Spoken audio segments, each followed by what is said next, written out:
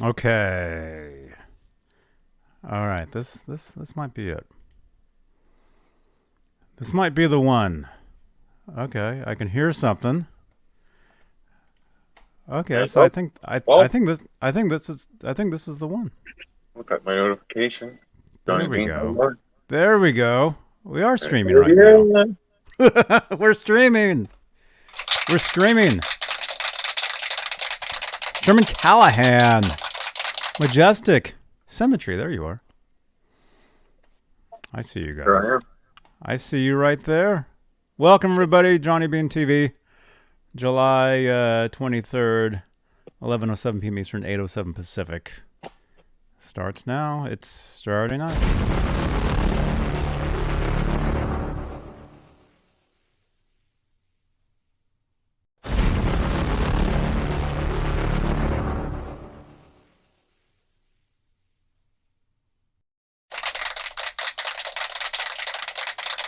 Thank you.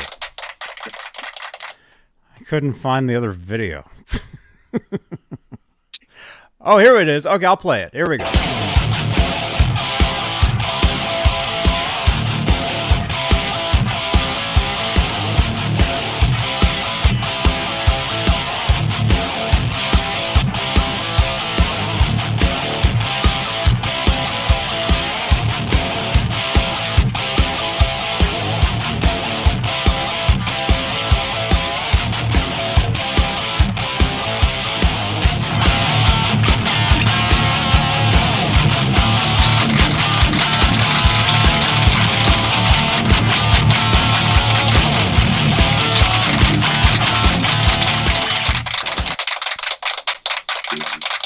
Thank you again. Oh, hello, everybody. Look at this. This is awesome. Look at this, like a talk show. You have the chairs and everything. This is awesome. Chairs. This is where Andy usually sits. Yeah, he'll be back in a moment. Hey. Hi, guys. Cool. Oh, hey. Hey there. And John became the part of the page is over the side. Yeah, just right over the side. Yeah. Does he know that we're on the internet? Yeah, we're all live. Welcome to Saturday night, my friend. Wow. Hey, everybody. Johnny Beane here. This is Straturday Night Live. And look at that. We have animals. This is awesome. There's Lola. Hello, LA, Lola. We got Lola here. We got Ned around here somewhere. Don't forget Andy. Welcome. Hey, welcome. Everybody. Hey now. Yeah. Welcome. This is Straturday Night Live. This is where we hang out. G. Butchnoff, John BL is not here tonight, although he does assure? He did say that he'll be back next week. So you're apparently. and look at this. Look what we have here. Actually. Oh, Some wow. beef ribs. We got Some dinner potatoes in that cooking. foil there. I know. Yeah. Me too. Hey. Wow. Hey. Yes, sir. And here we are in fabulous Maple Ridge, British Columbia, folks. And look at the mountains, trees out in the middle of nowhere. You turn your BE up to 10 and nobody gives it. Except the cows. The cows are too far away. They can't hear it anyways. They don't care. Mm-hmm. Cows like the rock. And the cows are actually on the grill. John DeShane. Hey, John DeShane is here. Hey, you guys. Beef ribs here. Oh, right on. Yeah, brother. Right Good to see on. you, Johnny.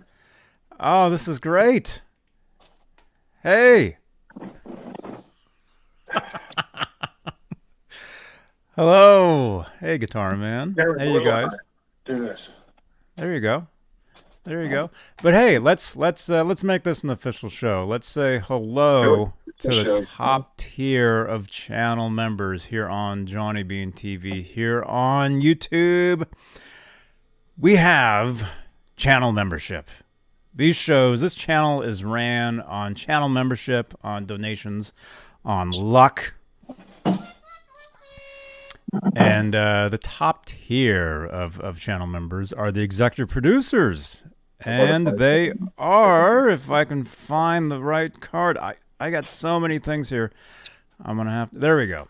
There we go, the top tier of channel members. The executive producers are Stephen Franklin, Michael Smith, Music Therapy Laz, False Flag, Vinyl Freak 5150, Majestic PB&J Cat, Fabulous Disaster, Sherman Callahan, Thomas Santiago, John Moronic, R. Habs, Michael B., David Allen Wright, Paul Martin Woods, and Warlag, and Steve Carmichael.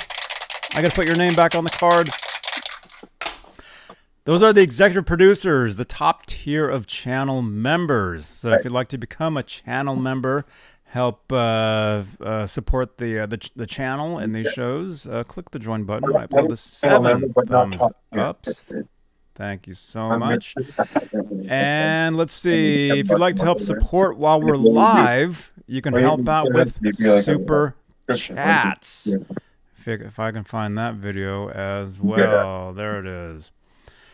Super chats help support the show, and they change the color of my lights in the guitar moire. It's a way you can help support the channel and support these shows. Right here. There we go. There we are. We got the guitar moire. We got awesome lights. If you'd like to help support the channel, super chats is the way you can do that. And if you're watching this on replay, you can help with actually what is called super thanks, which you can drop on any previously recorded video. There's the little icon right there. And we're also live on Facebook, Johnny Beane TV Facebook page, where if you'd like to support over on Facebook, we have what are called Facebook Stars, which is a digital gift that helps in the production of these shows. Look at the fancy new graphics we have. That's what we do. It's amazing. Echo. Yeah, I know. Facebook and Facebook Stars. You can help support the channel. And speaking of Facebook, we're actually live on Johnny Beane TV Facebook page, as I said. We're also live in the Van Halen 19... I've changed the name. What is it called now? Van Halen... exclusively Van Halen. There it is right there. EVH Gear Live group, EVH Gear Live page, Johnny Beane TV Facebook page, and so on. And leave us a review on Google. I think so. Head on over there and say, hey, Johnny Beane Show is awesome. There's a 5-second delay. What's happening there? Am I in the show? Link. Yes, you're in. Okay. I can see you guys. I see you. There Sorry, you guys. Look, there you are. Look at that. Look at that panel tonight. Sorry. We got Andy. We got John coming back in a second. Getting killed that patio floodlight. Yeah. There we go. Much better. Hello, Internet. This is my GTA look, right? Oh, there you go. Oh, I need the handlebars. Uh-oh, what was that? How you been doing, Johnny? Pretty good, man. Yeah? Pretty good. Pretty good. Good to see you, man. The last time you were here, we actually weren't even live. You guys were trying to help me with my audio setup. My audio was messed up. Couldn't figure it out. That's right, brother. Troubleshooting in your Discord. That's right. And we were in the Discord trying to figure out what was wrong, and it was weird. But I got a hold of the company that makes the product, and they called me and walked me through it, and it's working. It's awesome, man. It works. Haven't been around long for Johnny, but I really appreciate what you're doing. It's entertaining, man. It really is. I appreciate interacting with the channel. Oh, thank you so much. Zach's on. I got a laptop in the horizon, and we're looking at the cell phone over here to be in the screen. I see Zach's on. Hey there, bud. Yeah. For anyone else that was hitting me up in the chat with a hey there, hi there. Cheers to all of you. Right now, Hey, I'm drinking everybody. a new vodka soda. Oh.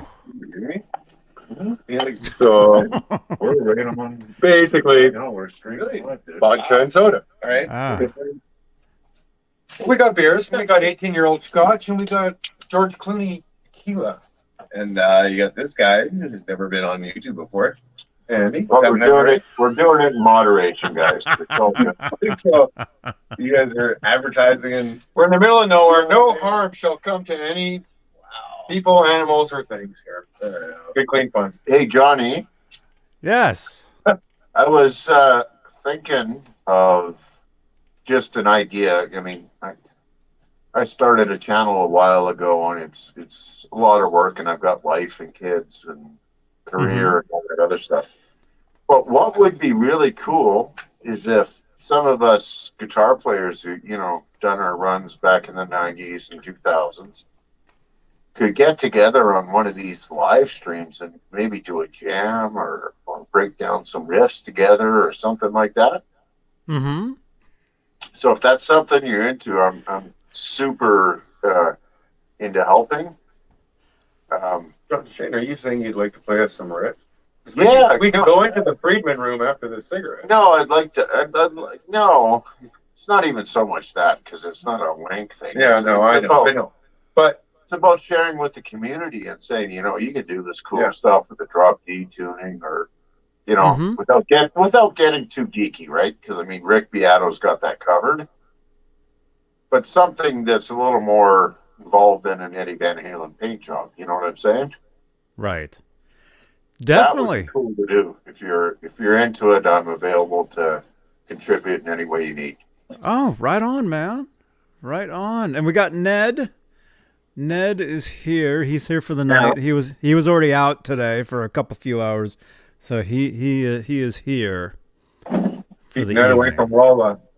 He is here for the evening. He was actually trying to chase a chipmunk earlier.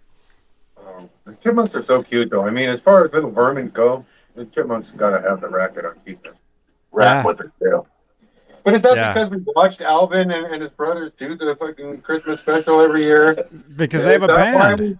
We're used to seeing chipmunks rock out, I think, with the guitars and the drums. Right? Fucking Elvis with the hair and shit. Yeah. Yeah. You're a Ned head. E-flat 916. I'm glad you said that, man, because I'm opening up a brand new store. I forget who I was telling. I was telling somebody this the other day.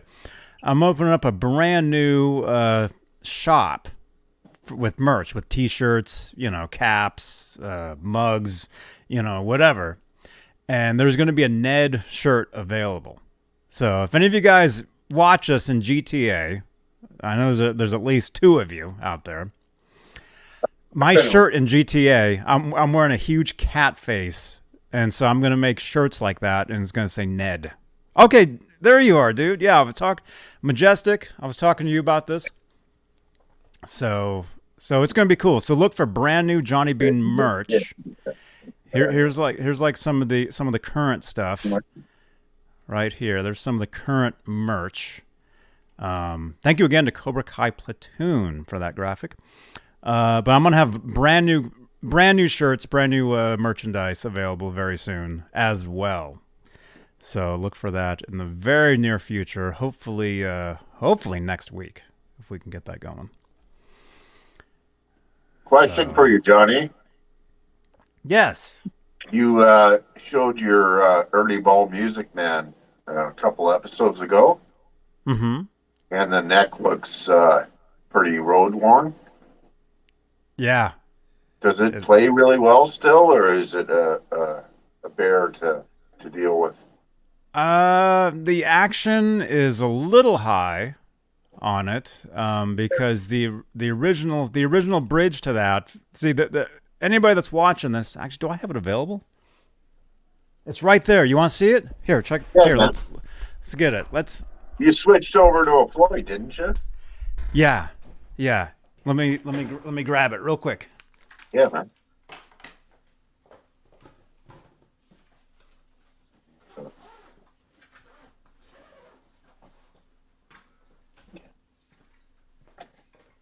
All right.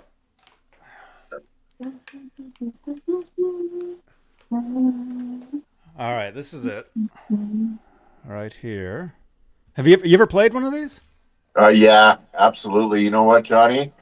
Back Mm-hmm. in 92, 93, because they weren't available in Canada, I talked to I think it was mainly music down in Seattle, and Mm-hmm. they had a purple one, which was the one I wanted. And I said, okay, I'll see you guys tomorrow. And it was a Friday. I went down on Saturday and they sold the motherfucker. Oh no. Yeah, man. I was distraught. But I have played them over the years and Axis guitars, and they're one of my favorites. They really are. Oh, they're awesome. They are. Yeah, the backstory on this is 1992. I got this in December of 92. And actually, if you take the neck off, it's actually stamped on the back of the neck and the body. You get like a month and a date Birth or a certificate. year Yeah, yeah. or something. And they don't match up. So you'll get one number for the neck and one number for the body. Two Okay. different numbers. But I got this December 92. It was brand new. I think back then you can get them, I think street, they were like 1750, I think. $1,800 US is what Back in the day. I was prepared to Yes. pay. Yeah. Yeah. And this was a main guitar for a lot of years. I played a lot of gigs with this. I tell this story like every time I'm awake. I used to live with this producer named Desmond Child, and this was my main guitar while I was working with him. So I played a lot of gigs with it. And what happened was my hands get wet when I play. So what happened eventually, the original Godot bridge rusted. Yeah. So it had rust all over it. There was like the strings, like the blocks, the Floyd blocks were rusting inside here. So to change strings, I used to have to get a little Allen wrench. I used to have to hold it here, and I used to have to tap the little block. No. I think it was the high E back in the day. Yeah. Just it got to be a real pain. Yeah. So I ended up taking this this German Floyd off my Kramer Focus 1000. Yeah. And installing it onto this guitar. I mean, I think the action, getting back to the original question, I think the action is a little high. I mean, I don't know if you can the neck. Show the back of the neck, Johnny. Oh no, it looks good. I seem to remember it being quite played. Oh yeah, yeah, it is. It is. But originally the guitar after he changed the strings. Originally the headstock and the neck were the same color originally. Right. Yeah. See, that's what happens. Does it still play okay, Johnny? It plays great. It does kind of buzz out slightly up here. Right. So it does need a bit of a professional setup. Maybe even the frets worked on at some point. Those were kind of medium smalls, weren't they? The frets on those? They're pretty tiny. Yeah. Yeah. Did you have any problem with the roll off on the high E string? No.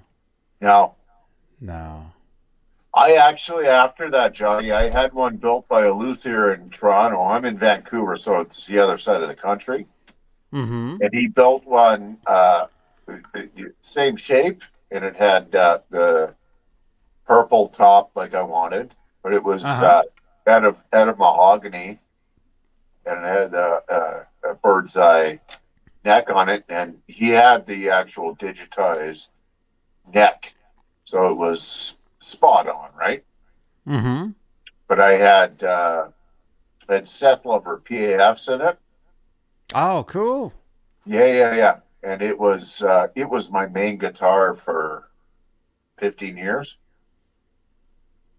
It was flawless, right? Yeah. Yeah. Oh, that's awesome. But and do you still have it? No, taste changes as you get a little bit older, and I had to get a Strat and I had to get a real Telly, and I've got two parts guitars that I've built. So I've got one that's mahogany body, maple Mm-hmm. neck, ebony board, and I've got the Eddie Van Halen special, basically, right? FU tone. Yeah, with all the FU tone and the titanium upgrades with a big brass block on it. And I mean, that's the thing.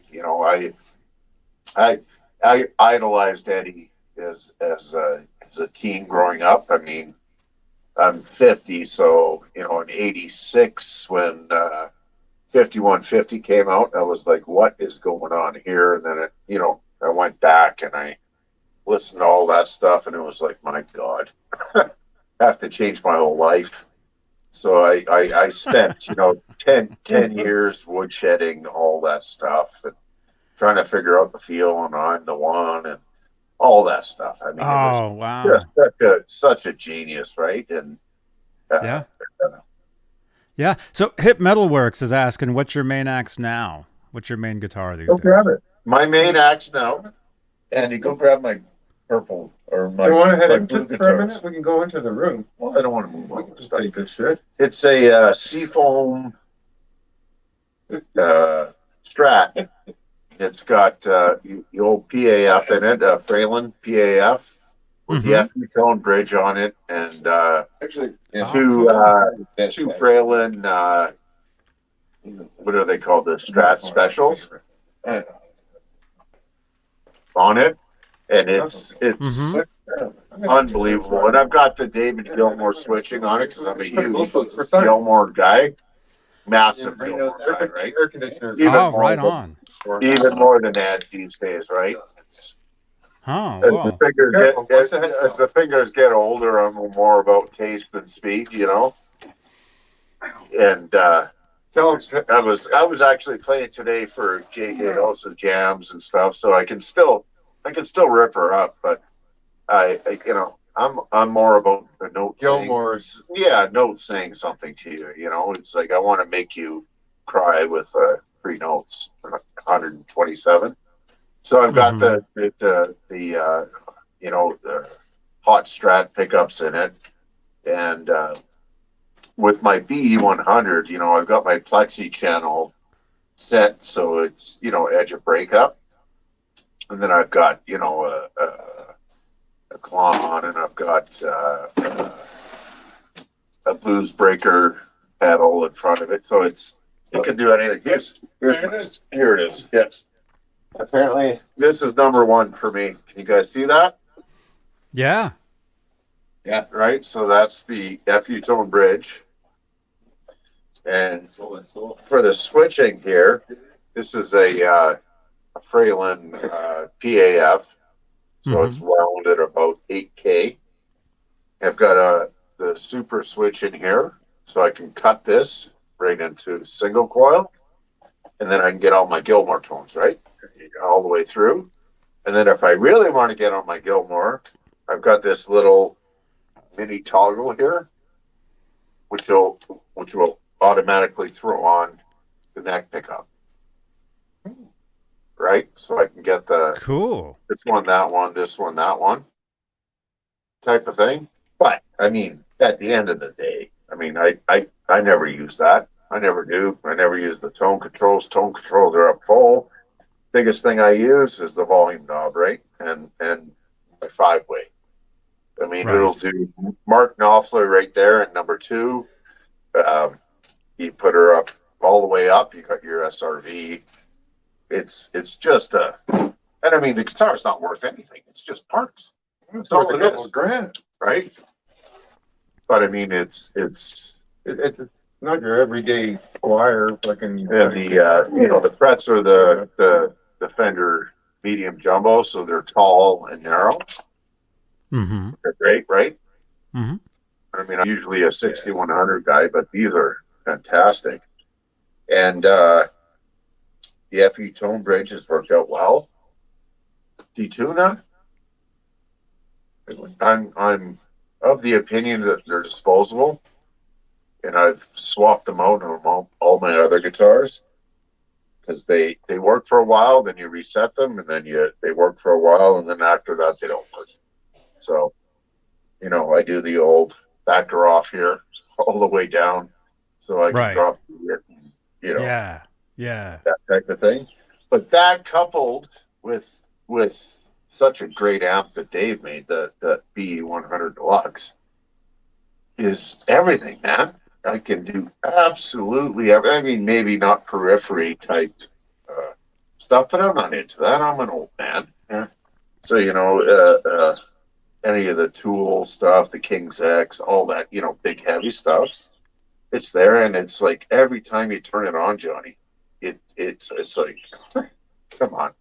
Keeps you coming back for more, right? Oh, it's such a huge smile on your face.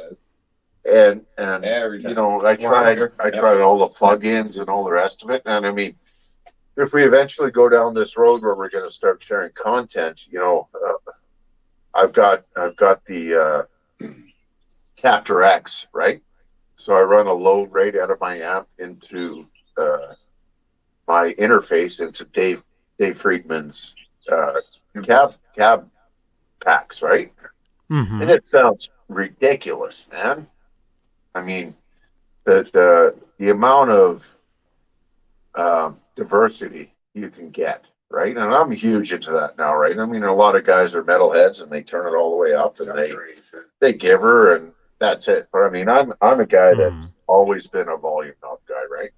And I want to turn it down and I want to be able to, get the B section out of Panama or, something clean, And I've always found with plugins and modeling stuff, it's super challenging, right? And with the amp going direct in and the Friedman packs, it's never the same, but it's so much better. I mean, I did the Helix thing, I did all that, the IK Multimedia, whatever that is, the big amp pack from them. I did Pete Thorne's PT100, all of those, but it just I'm too dynamic of a player, right? It's like all that other stuff neuters you, right? You know what I think the 412? I remember when we were talking again, you guys, we did like a 2-hour stream, but it was just in the Discord private because this was several months back. This is quite a while back because I was having problems with my audio. Yeah. So we were talking, and I remember we were talking all this stuff, and I remember telling you that back in the day, I never would have even thought of using a pod or anything like that because I thought the stuff was just, But now, the past 10, 12 years, I've been using them, and they're actually very useful for certain things. Not for playing live. I would never use one live, but for quick recording or quick, just getting something really fast, getting it down, demo-wise, whatever. That'll work. It's good for that stuff. The thing is, I'm so old, Johnny, that if I don't have a cab in the room and I can't twist my hip a little bit and pull out some sustain, I'm done. And I am the guy that is totally influenced by the sound that I hear. Right. So for a live rig, that's right, Robot. You were there. 100. I've got my BE100 at 212. That's the cab. Into the Captor X, and the line out to the Captor X goes to the front of the house. I don't give a crap what they do out there. It really is. It's a selfish kind of idea, right? But if I'm not digging it, I'm not playing well. Right. And that's the thing that I found with any kind of modeling stuff. I can't do it, man. And I'm too old school, right? I'm at 50, and it's like I can't grab the wave, man. It's like, no, this it doesn't sound, because it does sound good. It does. I can't deny that. doesn't feel modeling and stuff. respond right. It doesn't feel and respond right. There's no feel. Well, because a lot of it, I mean, I guess if you can play it through, well, I mean, the thing is when I do all the modeling things, generally it's for recording only, and I'm wearing these. Yeah. So it's always in the headphones. There's never anything behind me. Cans. Johnny, I don't do cans. I can't. Yeah. Never have. Never done cans or in-ear monitors or any of that. Mm-hmm. You know, well, if I have to do cans, I'll put half a can on. Like that. Yeah, exactly. Well, because when I do this stuff, I have to wear them all the time. So if I go hours and hours and hours, like almost every day, doing this, and it's something you get used to it. Yeah. You know.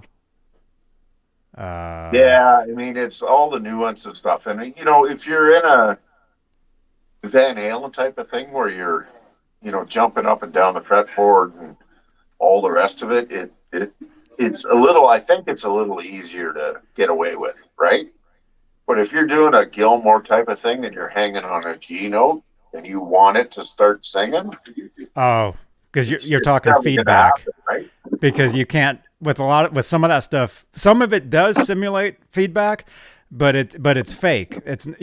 You're talking having, you know, I'm assuming like a 412 here, feeding 100%. back. That's what you're talking about, and that's what you can't get with cans. Even a 12 or something, it needs to be in the room.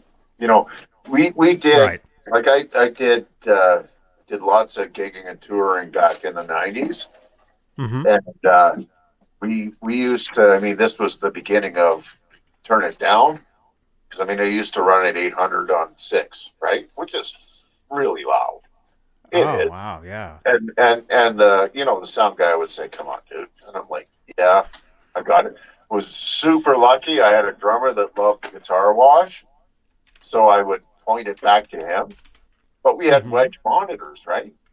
So between the wedge monitors and me stepping back into that odd angle, I could get everything I needed, right? Yes. And front of house loved it. It was great. We're not killing anybody in the 5 row. But today, with this whole 20-watt thing, I mean, that's the other thing. I'm a big iron guy. It's 100 watts or nothing. Give me a 50-watt amp. I've had them over the years. No, not a chance. Need the headroom. There's 2 of them. And I'm not one of those obtuse guys that has to be, you know, on 10. But that headroom, that warmth, that breathability to be able to pull that G note out and let it sing and breathe, right? It's not there in 50 watts or 20 watt amps. And it's funny, I talked quite a bit with Dave Friedman because I have the amp and he's, you know, the most awesome support guy ever. And, you know, she's like, "Yeah, just do your thing, Johnny." And, you know, that man fucking built my pedal board. Really? So you need to do this? You know, this is, what do you want, John? What do you I told him, he said, "You need this, this, this, and this, and you need to run it this way and that way and all the rest of it." And God love the man. He's got the same ears, or, you know, I have very mediocre comparison to him, but he's right on spot, always. That's great. Sorry. Yeah, I've met him a couple times at the NAMM show. And I've played through a lot of his stuff, a lot of the Friedman amps. I've done a lot of I do a lot of, like, you know, Guitar Center, right? The music music store. I do a lot of Guitar Center, like, demos. Yeah. Where I go in and I, you know, if I see like a certain guitar I'm looking for, or I'll do anything. I'll do anything. I've used a lot of Friedman amps doing that stuff, and they sound great. To get them to sound really great, I mean, you could turn the gain all the way up and you're great. Don't replace volume. The way to make those amps sound good is to make you as a player always wanting more. So you always got to dig in a little harder. You have to do all these things. So if you're like a novice player, that's not the amp for you, man. It really is. Right. What's going on here? The world is ending. I think my phone's trying to connect to your Bluetooth screen. Right now. That plane. Did you see it? Just turn it off. Watch your head, Scott. Press the power button. Oh, I was gonna turn off my Bluetooth here on the old.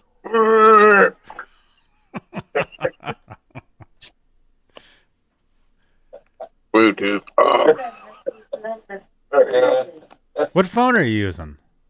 This is the Samsung Tell them though. 22 Ultra. So I got the stick.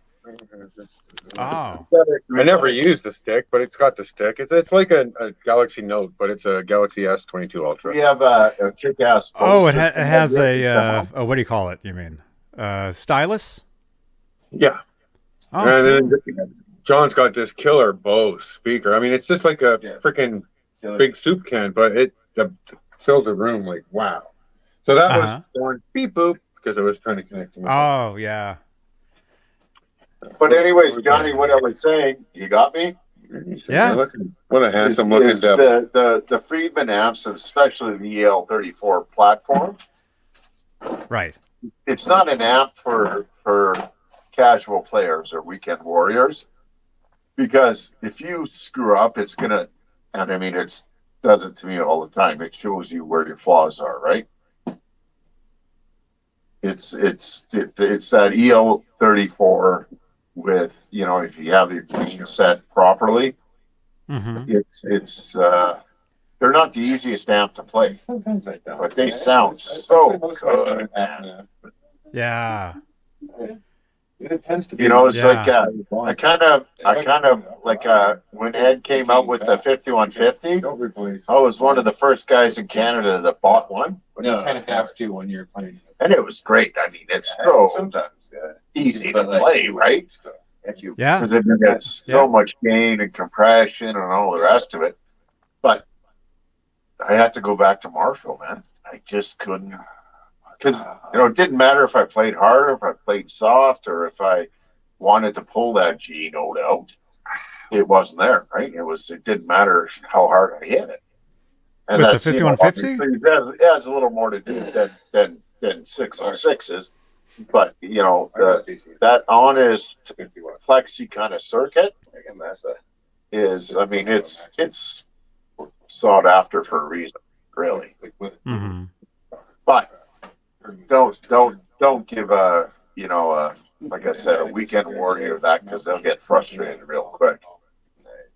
Like Andy here, God love him, my buddy. God love him. Oh wow. He Not just God, everybody was fucking it. He plays. Hang on. You know, go ahead. God love him.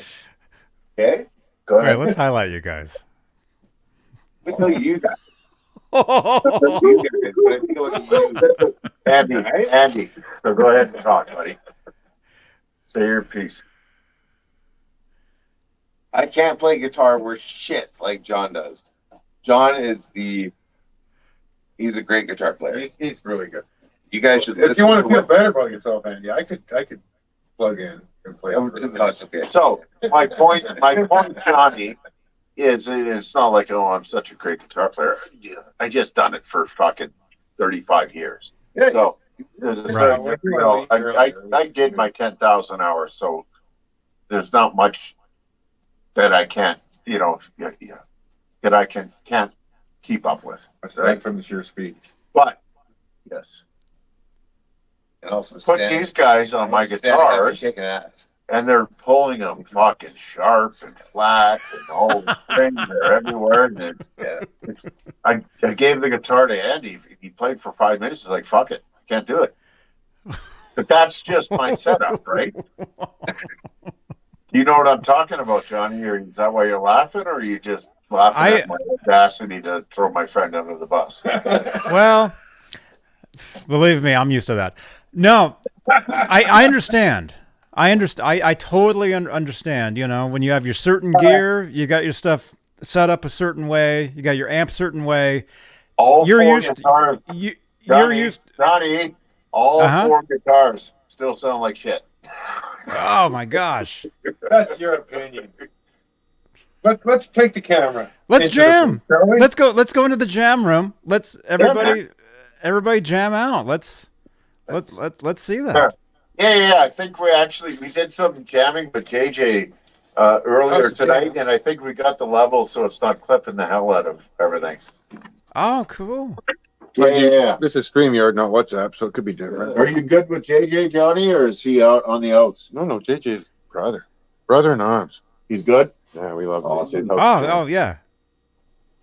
You want to take a look here? Can I flip the camera over here? Let me see. Settings, camera. Yeah. Settings, camera, and then I've got so many on this stupid Ultra 22. There's like 3 on one side and a couple on the other. I want back facing. This one, maybe. Yeah. Sunset. You guys see it? There we go. There you go. There Look it is. at that. Right, they're big coniferous trees and the sun's setting over there. So that would be a little bit northwest, more west than north, but yeah. Mm-hmm. Mountain range, yeah. A little swimming pool. This dog, Look at that. this dog isn't Lola. This dog is Mystery. La la la la, Mystery pure. Mystery is young and crazy, so she. They're related, right? Those two dogs. Yes, I think Lola's Mystery's mother. Front facing camera, switching around. Yep, there we go. Okay, let's go to the jam room, folks. Yes. They got a head start on her. This is Here's awesome. Lola. Hello, Lola. Hey, Lola. No fucking way. I was good at the guitar player. Oh, Mystery. Oh, come back to you later, baby. Love you, Mystery. All right. Look at this Cribs tour. Cribs tour. So, I got. Here's this. Show the Got some of that.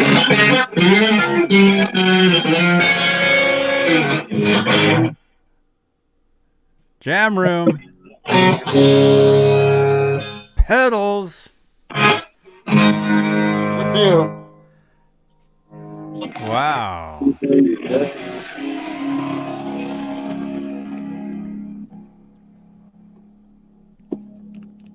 Look at this. Hey, Mike Neese.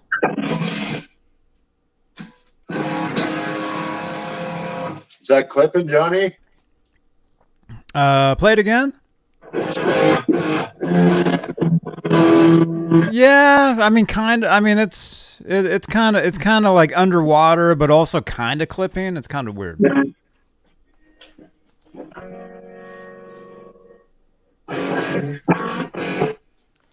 Better? There you go.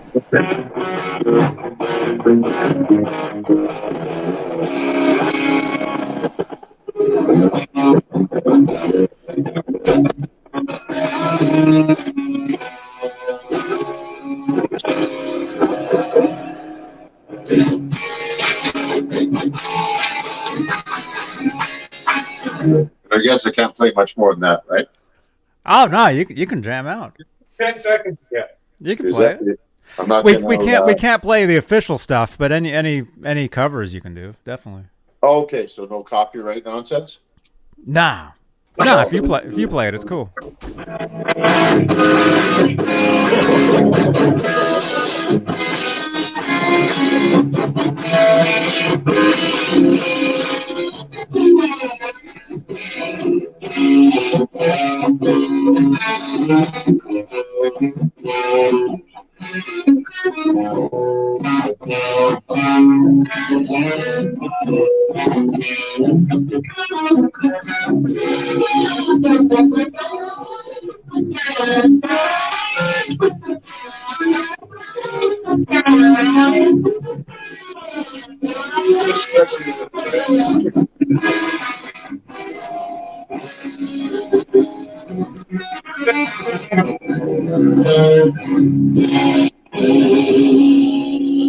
I like this one better. Just because I prefer the dark. Yeah, but the nuts. The nuts. Absolutely. Nuts, folks. Not the nuts? What? So does that Did you hear that, Johnny? Or does it just sound like a muffled pile of shit? It was kind of muffled, kind of. It wasn't. So you can't really hear the difference between. I can hear that. Yeah. I can hear that. Yeah. So yeah. So what's the volume all that? 30%? That's full on. Full on? Yeah. I mean, we're dealing with. Oh, you got the main channel. With that. I mean, come on. How many viewers do you have here? Am I boring the shit out of people or what? We got 4 people watching. 4 people. Okay, so I'm one of them. I'm one of them, and that's him. That includes him and me and that other guy.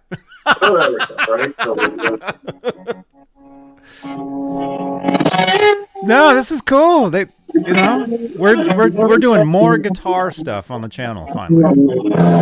More guitars, even if you can't hear them. Sounds louder in room than previous.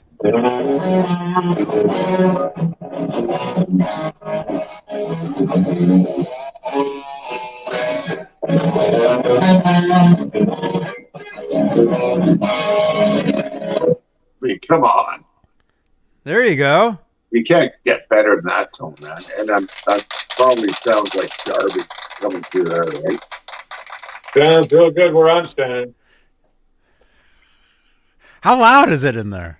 It's conversation loud. Yeah, it's like if I was talking to him, I could talk to him on the top of the volume. What? But I have the time to talk. Is that water?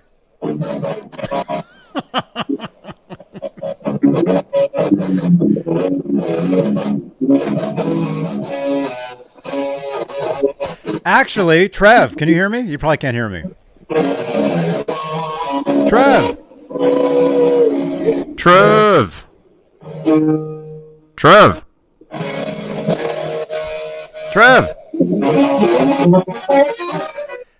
I was gonna say, if Trev walks outside of the room. Oh, there you are. Can you hear me? I'm here. Yeah, I hear you, brother. Walk out into the hallway. It might actually sound better outside of the room instead of right in front of the amp. Okay. Yep. Not bad. Now, tell him to crank it. Tell him to crank it. Okay, wait. I'll go. Turn it up a little bit. We're going to go a little bit further out. Does he have a wireless? We'll go a little bit further away.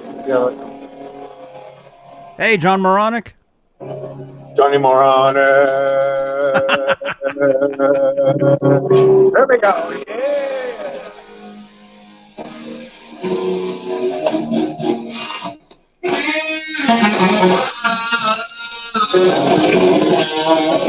There you go. Now we just can't see him. All we can see is a dog's butt.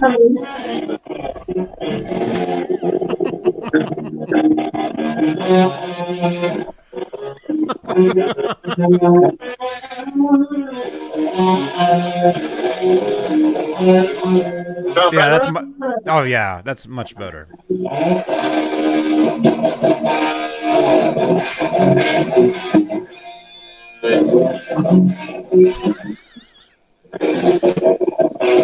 This is quality entertainment for you guys. Looking at some guy's dirty laundry on the couch.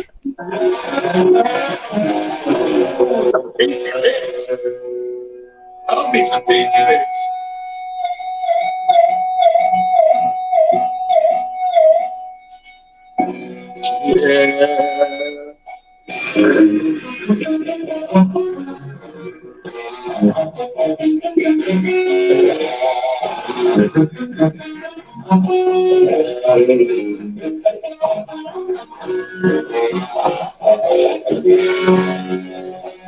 You can't hear me though, can you?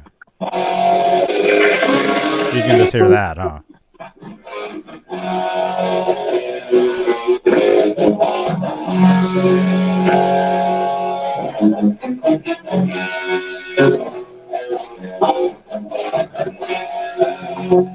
Is that? Oh, that's another guy?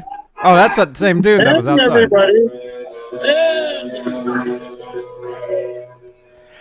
Yeah, Edwin. Yeah, does he have a wireless? Is he a what now? Can you read that? Can you read that on the screen? Wireless tour right now.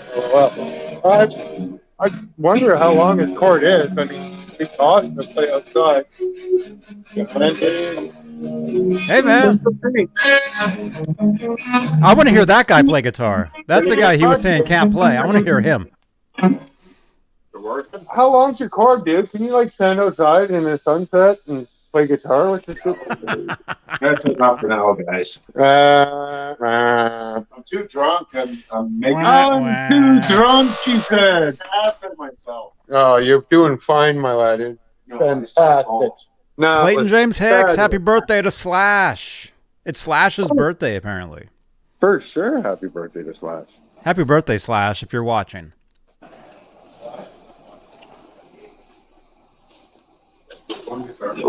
Yeah, it sounds much better out here. I mean, you can hear it way better out here. But if he had a wireless, he could actually come out and we could see him play just outside of that room. Right. And then we want to hear that other guy play, the one that he said couldn't play. Andy? We want to hear him play. Andy! The people want to hear you play. No, you don't. Well, fucking right. Are you kidding me? Hey, Jeff T. I'm 30. You gonna play? Yeah. Kill that thing. Turn it on, man. No, I don't give a shit. Okay, let me turn it on. Andy. Yeah, actually, I'd rather not. Actually, it's good. That's Okay. Andy's not going to play. Actually, I'd rather. Oh. Click the switch. Hey, let's create a poll. Eye burners on. Do you want to see Andy play? Yes. Don't be a No. man by the horse. What that old thing is. Can we? You guys, you gotta be careful. Where the fuck is this? Here we go. All right, we got a poll in the chat now. Hello, Lola. Where are Here we you, go. Johnny? We got a poll. We got a poll in the chat. Johnny, we have I a- apologize. I apologize for that fucking disgusting mess I played for you. Please. Oh, it sounded awesome. Everybody No, it was did not. applauding That was like you couldn't believe. terrible. You got standing ovations from everybody. Yes. If we were to ever do How something, could the Johnny, sun still be? I wouldn't have Are you guys 18 beers in me before. Are you I guys played, in okay? Siberia? We're in Canada, but we're pretty much an hour north of Seattle. Oh, it's dark here where I am.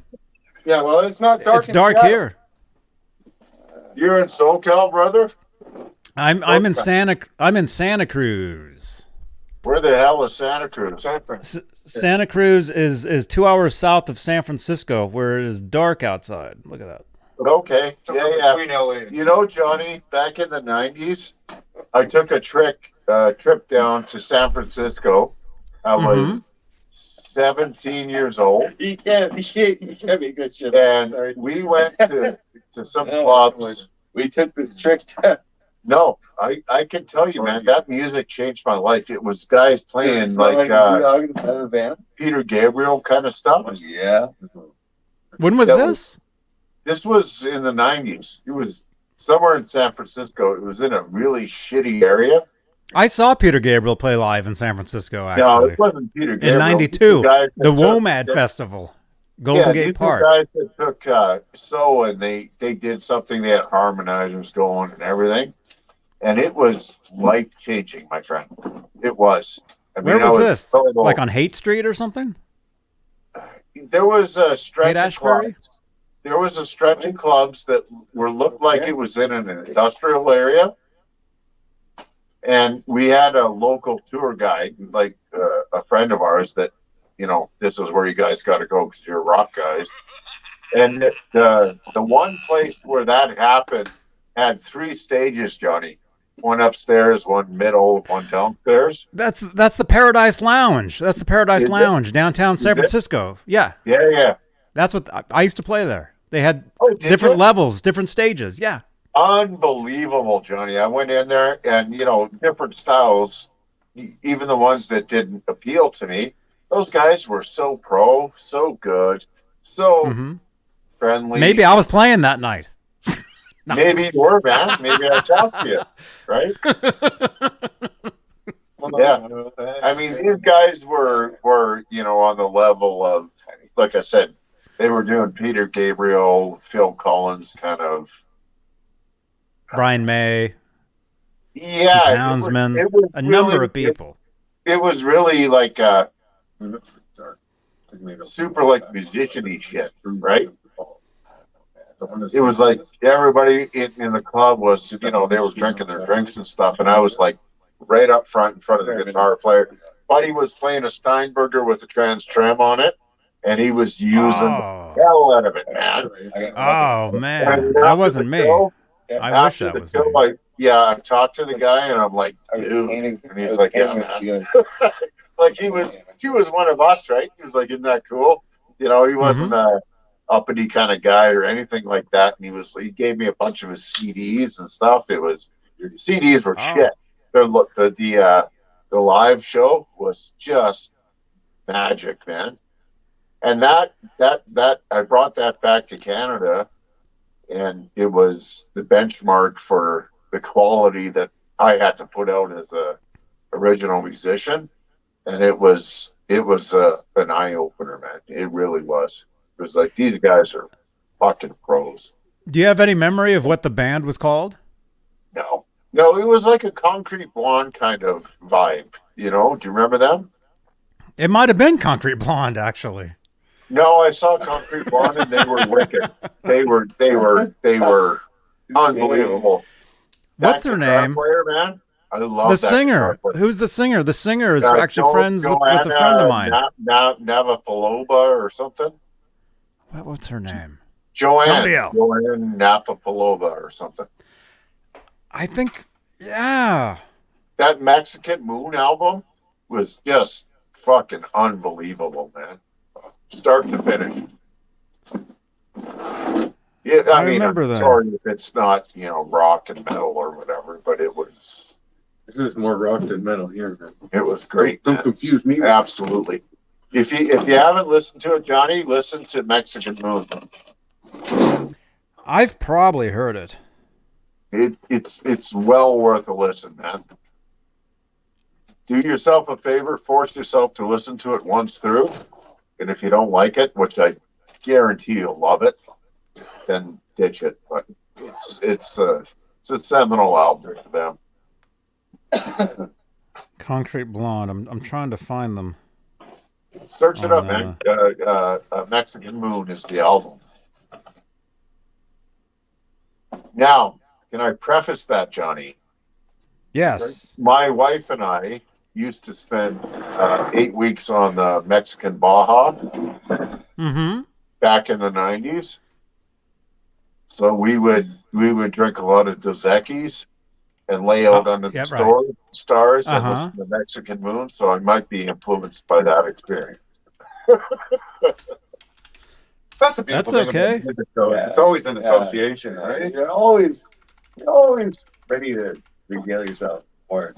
Concrete Blonde. Oh, they had that song. They had that song Joey. Yeah. That song Joey. That was like their big song. Yeah. Whatever, man. Yeah, whatever. No, they had better songs. They had better. They had better songs than that, though. If you got to do one, Let's see. Today Wendy is unbelievable. It'll make you cry though. It's like Hurt. You don't listen to that. Mexican Moon, 1993. Yeah, man. Yeah, man. I probably actually heard this, but yeah, I'll check it out. It honestly is, Johnny. I don't endorse many things.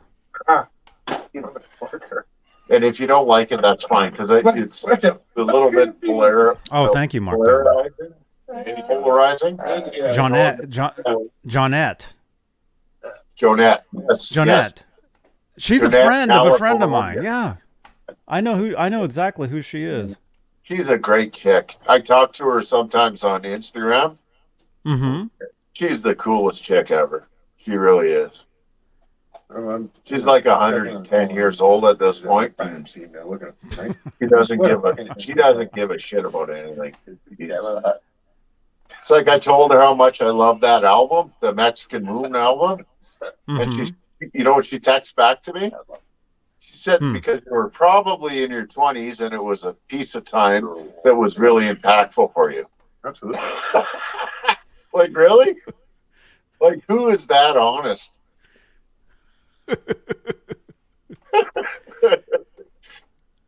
Oh, well, I mean, she's a true artist. Yeah, she is. Yeah. Yeah, I'm definitely, I'm going to check that out. That's leave a this total window Soquel vibe too, right? Yeah, right down to the Mexico West Coast. You'll love this stuff, especially Mexican. It's great, great listening, man. It's road trip music. That's perfect. Road trip music may be different than for you. I'll actually be driving on Monday, and I'll listen to it while I'm driving. Yeah, hey, Alonso, Alonso, welcome back, man. Welcome back, dude. Yeah, if you guys are just tuning in, we're hanging out with our friends up in Canada right now. That's why it's still light out where they are. And Bob and Doug and Andy. Right? Johnny, was it on your show that Trev went in the pool there not too long ago? Who's going in the pool? Yeah. We do have a pool here. You guys going swimming? No, fuck that. It's cold as fucking cold, man. But Trev might. The water's pretty warm in that shallow little pool. You might get some entertainment. You might get some entertainment value if you sweet talk him, Johnny. I'm not feeling it. I'm so comfortable right now in my own skin. You know, one thing I appreciated, Johnny, was you did a video not too long ago over at In-N-Out. In-N-Out? And being in Vancouver, LA is not too far away from me, and I've been there probably 12 times. First thing I do once I land, In-N-Out, man. Dude, that's what I was saying. I know other people where they come from the East Coast or whatever. They get off there at LAX or whatever. In-N-Out's the first place they hit up. That's the last place they hit before they head back. You know, it's good. I mean, it's great, right? I mean, it's fine. But it's the experience. It's the In-N-Out stigma that makes it so good. I mean, you go in there and people are always, I mean, they got to have the best bosses ever, right? Because those guys are so good every single time. Customer service is unbelievable. It's a notch above. And And most of those locations actually look the same. A lot of them are identical inside. Yeah. Which is a trip, because I have where I live here in Santa Cruz, I can hit up 1, 2, 3. I can hit up at least 6 In-N-Out locations right here. Yeah. And and you walk into one, and then you next one, and it's like it's the same layout, same everything. They're not all the same, but a lot of them are. Is Johnny? We used to. Before my wife and I had kids, we used to drive down to Cabo San Lucas, right? Do the cantina and all the rest of it. You would drive down there? Yeah. So we would do from Vancouver to Redding in a night, which is 12, 14-hour drive, and then from Redding right down to San Luis Obispo. Right, San Luis Obispo, where that guitar is from. No, San Isidro, right on the border. Oh, okay. Right, okay. But okay, always, as soon as we got into Soquel, like, where is it? And you see those signs, and the I-5 is great for that. It's like, okay, we got In-N-Out here. That's where we're going, and we'd hit it twice a day, right? And then we get through. San Isidro, we would obviously skip Tijuana, get down to Santa Rosalia. Gotta be careful, man. Yeah, just straight through. When you get to Santa Rosalia, right? That's the next kind of town after Tijuana, isn't it? I'm not sure. We haven't done much down there. So we had a route, right? Like we did it like 6-7 years. And we go down, and then once you get into Mexico past Tijuana and stuff, you go for a torta.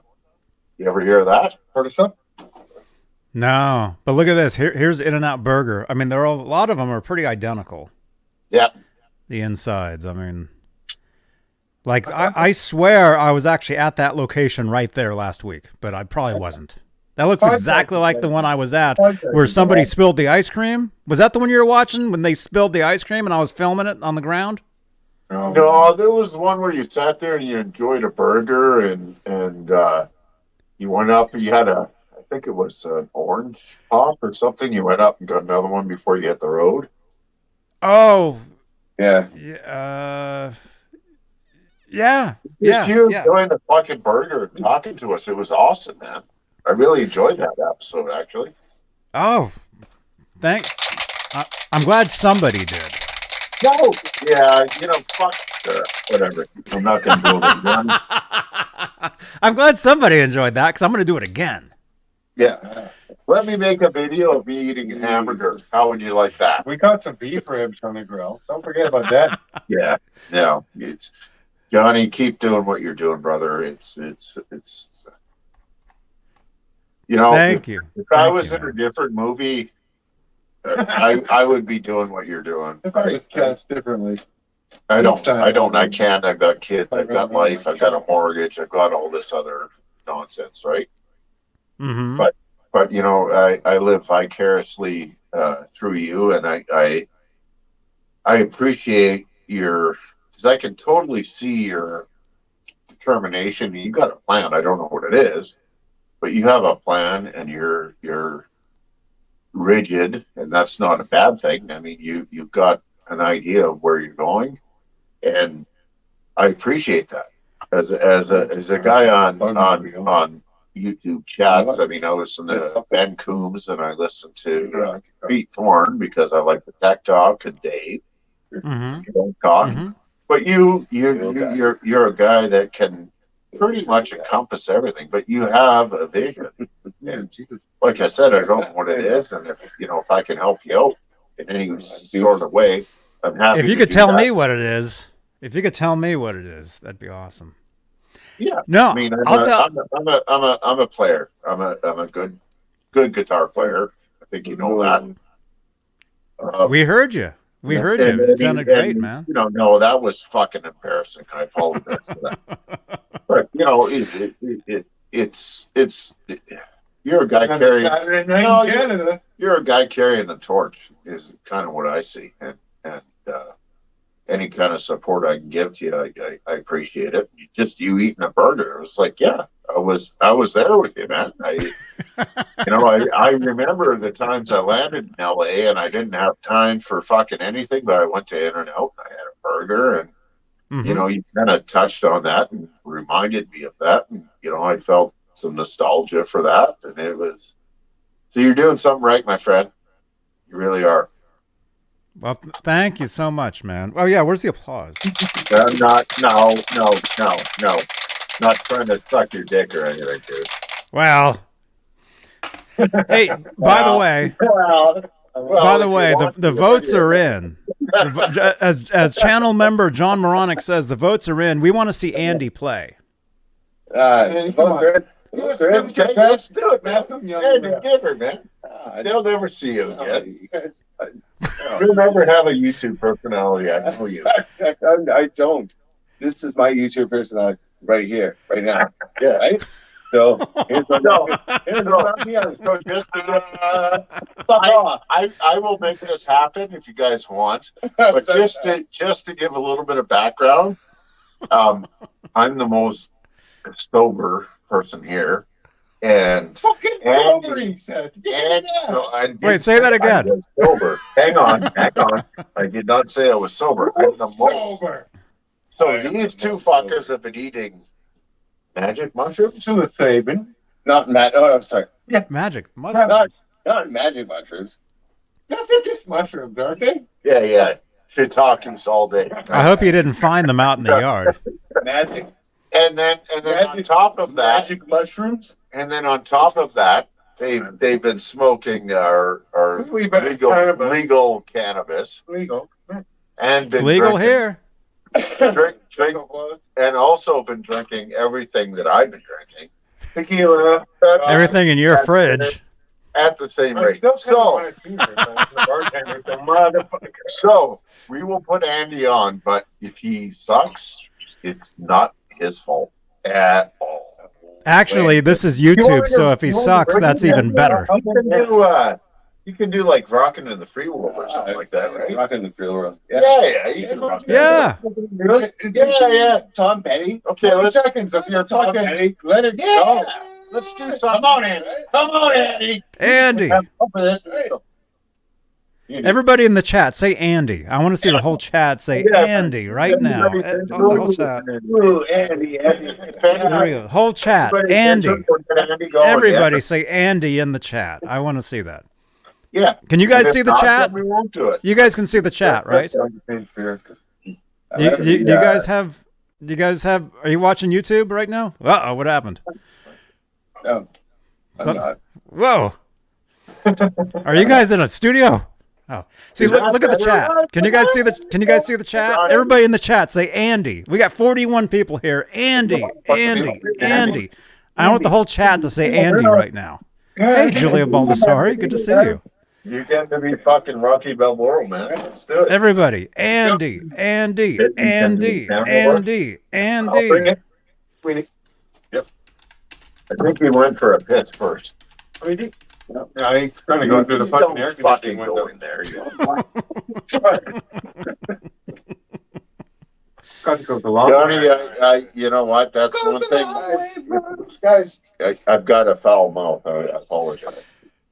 Oh, that's all good, man. If we've learned anything yet, is that we need to be in the kitchen. right now. 80 What? people. Yeah. 80 people, that's it. Are you kidding? There's 80 people going and Yeah. 80 people. Andy. Biggest crowd Andy's ever played. Andy's to. that guy right there in the hat. This guy. We want to hear that guy play the guitar. And we're going to sit in the kitchen to do it because acoustics, right? You said it sounded much better over here, didn't you? Oh, it sounded. Yeah, it did. It sounded much better from this room. Good. Kid's calling. How do we know it's him? The other guy's in there too. The other guy might actually be playing. We'll have John DeChain come out here so you know it'll be Andy playing. We got to see John's hands. We will see if John says. Okay. I mean, we can go in and the sound will suck. If you want to watch Andy actually play, I mean, we can do that. Right. Facebook user, thank you, dude. Just sending my daughter You're a welcome, message. man. All is good. Get rid of that. Where? Facebook user, what's your name? We can't, because of Facebook, we can't see your name or your avatar, but yeah, let me know your name in the chat. You got it, man. All right, is that Andy or is that the other guy? There we go. Are we here? Okay, we can see him. Everybody. Playing All right.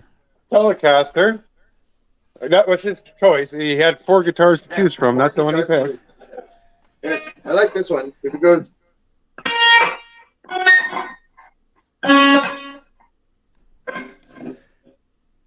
Oh, that was awesome, man.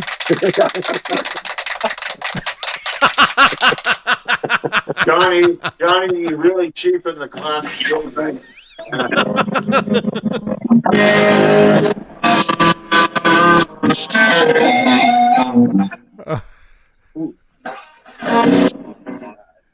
Keep in mind, folks, this guy's on some bit of psilocybin. Serious mushrooms. He's on mushrooms right now. That's okay. You know what you need to do? You need to just relax and let it flow up. Let it The flow mushrooms outside make you of sound better to Jim yourself. Morrison thing. Come on. No. All right. You ain't get into it, folks. No. But we Oh, can drink well. more tequila, eat some. What we heard sounded awesome. I thought that was great. Oh, Andy. Andy. That was Andy, everybody.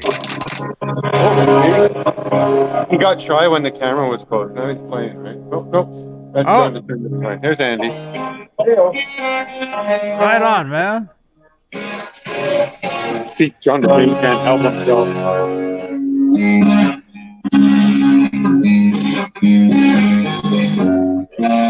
Playing the telly.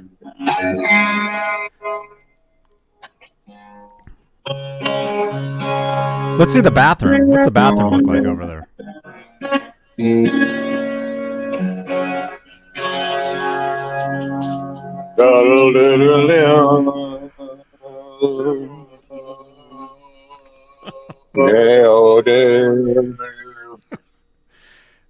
These guys have been partying all day long. Well, we're Right? about halfway into a 24-hour marathon. I think these guys, they started partying yesterday, and they've been awake since yesterday partying. Huh? You ought to be.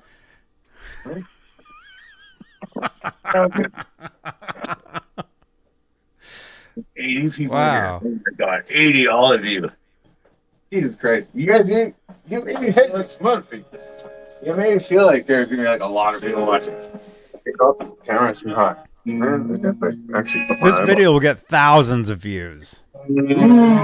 Thousands. Thousands. Andy. Like, Andy, you can say anything right now, and everybody will believe you. Andy, what advice can you give us?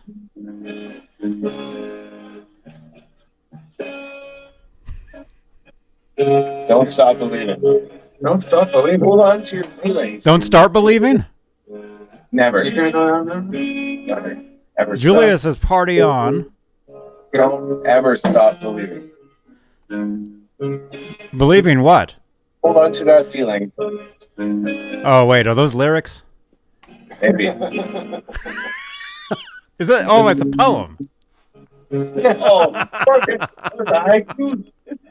Not a haiku. Don't follow this game. Okay, fine. Don't stop believing.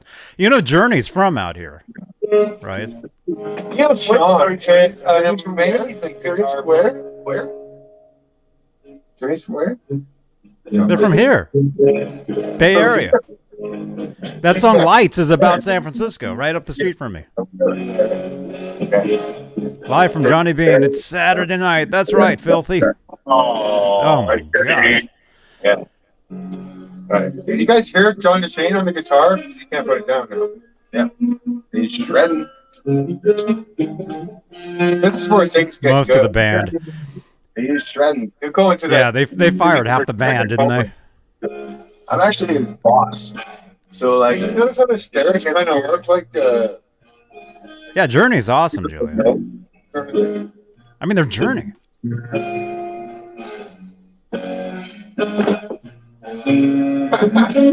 I don't know what kind of mood he's in, but it sounds like he needs tequila.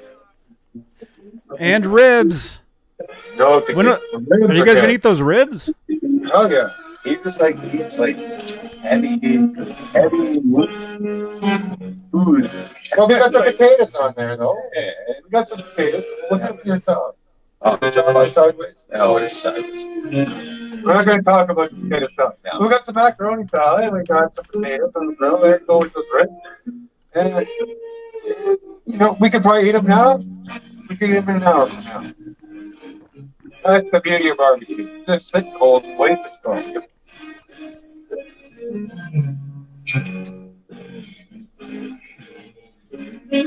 I think you turn it up a little. I think we got John in a bit of an expressive mood. Keep going, man! Yeah! Woo! Yeah. No, it sounds good from out here.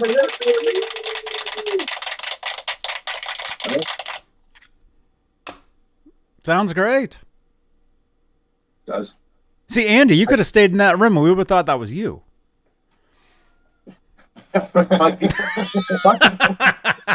All you guys. You could have came walking out later. Hey, did you guys hear me? Everybody, every single one of you. Fuck all of you.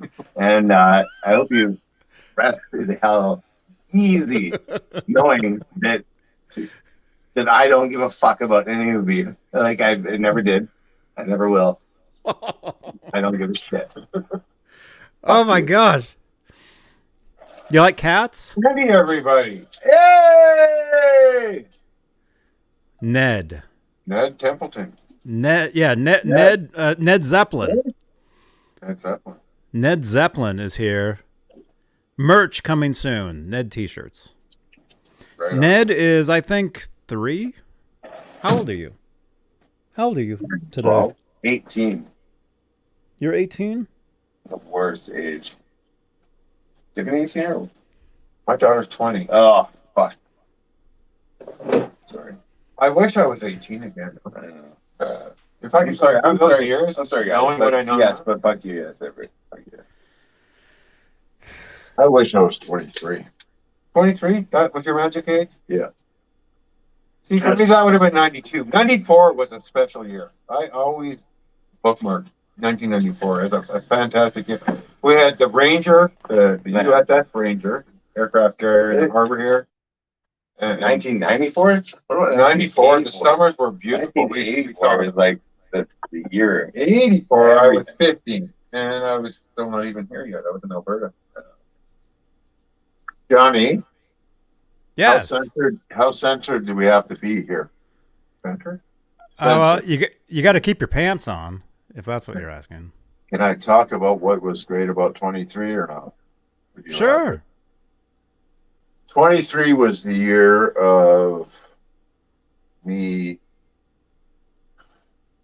touring and enjoying the female group part of touring in a way. But Johnny, I always did it that way where and you know why? You know why? Here, I'll tell you, Johnny. I always Yes. did it because I had 4 sisters. Right? Yeah. So before I ever did any of that nasty shit, I always asked them straight up, are you okay with this? Do you feel comfortable with this? And all the rest of it. And once I got permission, okay. well then. But I was always overcompensating because of my 4 sisters, right? And 20, 30 years later, I don't feel bad about any of it. Not even a little bit. 23. So that was part of it. But the other thing that was magic back then was the music.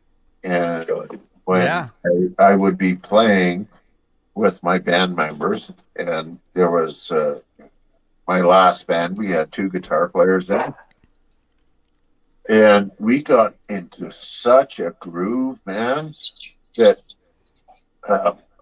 we'd be playing transitions, just nothing, no solo, nothing like that, just transitioning to a B section or something like that. Mm-hmm. And I knew what the other guitar player was going to do. So I'd hit like a 5th or a 3rd harmony, and it just, all of a sudden the stage goes, woo, for 2 seconds, right? And we look at each other and we just, it's like, you can't be any more wrong than we were at that time, right? Yeah. That much I love. That's cool. So you were in a touring gig and all the rest of it, Johnny. I apologize. I apologize, man. I really don't know your backstory at all. I just from Trav telling me that you're a cool guy and all the rest of it, I've really gotten into your stuff here in the last couple of months, and yeah. Cool. Try to pick it up as we go along, but can you give a Reader's Digest version of your history as a musician? Sure. I started playing guitar when I was 12. Yeah. I wanted to be Marty McFly from Back to the Future. You know, he was my first guitar hero. And then I discovered Eddie Van Halen because of that. And it just, Johnny, how You old know. are you? How old are you? You'll never tell. well, I'll never tell. Although I'm very close to the top of a decade. Let's just say. So you're pushing myself and Pete Thorns, or you're one behind. I'm either about to turn 40, 50, or 60. Yeah, you're not 40, so you're the same as me. That's it. And you look marvelous, man. You look a lot better than me. So okay. I So do look 37 Marty- though. I do look Marty 37. McFly. Yeah. Okay, so Marty McFly, Yeah. Marty McFly, Eddie Van Halen. I discovered Eddie. I'm like, man, this guy is amazing. I wanted to be Eddie Van Halen for several years, and then basically I got into playing, writing original stuff and doing original bands. And I'm like, well, Eddie's cool, but there's only one Eddie. You got to do your own What thing. kind of original stuff were you doing, Johnny? Was it grunge, or was it Van Halen, or what was it? Originally, it was very Van Halen-ish. Originally, of course, and then it went from there to actually after I discovered Eddie. After several years, I discovered a guy named Andy Summers. Of course, yeah. He was in a band called The Right, Police. man. Yeah. I discovered him, and that changed everything for me. There was no more of this, no more of the, all the stuff. I took the whammy bar off. Andy Summers comes from a classical background, classical guitar, Telecaster, guitar synth. So I got heavily into that type of stuff. Sure. And So you're right I was there with me with the Peter Gabriel stuff and yeah. Oh yeah. Yeah. So I had So yeah, the album. Yeah. Yeah. So I really get into him, and actually I got to meet him a bunch of times. He was always playing in the area, so I got to see him like up close, like all the time. Did But you see him with Copeland at all? what was that? Did you see him with Stuart Copeland at all? I saw. Well, I saw them with the Police when they reunited in 2007. Yeah. I saw them twice. Copeland's always been my man on drums, with that- man. He's, Oh, dude, look at this, man. Check this out, man. Check this out. Look at this. I got this from. Look at that. dude's hi-hat work and his kick work was just, yeah. Yeah, that's Can you see cool, that? man. Yeah. This is his actual drumstick, actually used by him. Yeah. He actually used this on the Police tour, and he signed it for me. Right on. Did you ever He signed see it for me. that, The video is on the channel here. You can actually see the video. Actually, I'll put it up here on playback if I can remember. Johnny, Somebody remind I'll me. be honest with you, I don't give a shit about any of that stuff. I really don't. Uh-huh.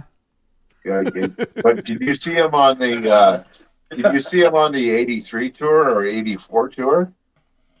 No. Did you watch that? Oh, yeah. Oh, yeah. Yeah, there was a home video Isn't for that it. unbelievable? Mm-hmm. Like, that's the pinnacle. Absolutely. Also with Andy Summer too, right? Like he was just tragically good. That before they broke up, I guess. But fuck me. They're amazing. I remember Johnny. Sorry to bogart in here, but traveling through Cambodia on a bus with my wife, and I had earbuds in, and I was listening to that live concert. It could not have been the better landscape to add to that music, man. Unbelievable. It was just so perfect. Were you I mean, listening to the live album in live '95? one. They put out Yeah. a 2 CD. They put out a 2 At, CD. yeah. Whatever it Mhm. is at the policeman's other ball. Boston 70. It's Boston 79, and then something No, it was 83. the later one. It was the later one, not 79. It was like 83 or 84. There's an 83. Whatever that one Yeah. was. Well, that live I'm album has looking out both the on it. window of the bus, and there's fucking guys pulling a Cape Buffalo with the old plows in the fields, doing all. I mean, it was like it was a life-changing moment for me, man. It really was. Mhm. And you know the quality. I mean, we don't need to talk about Sting, you know.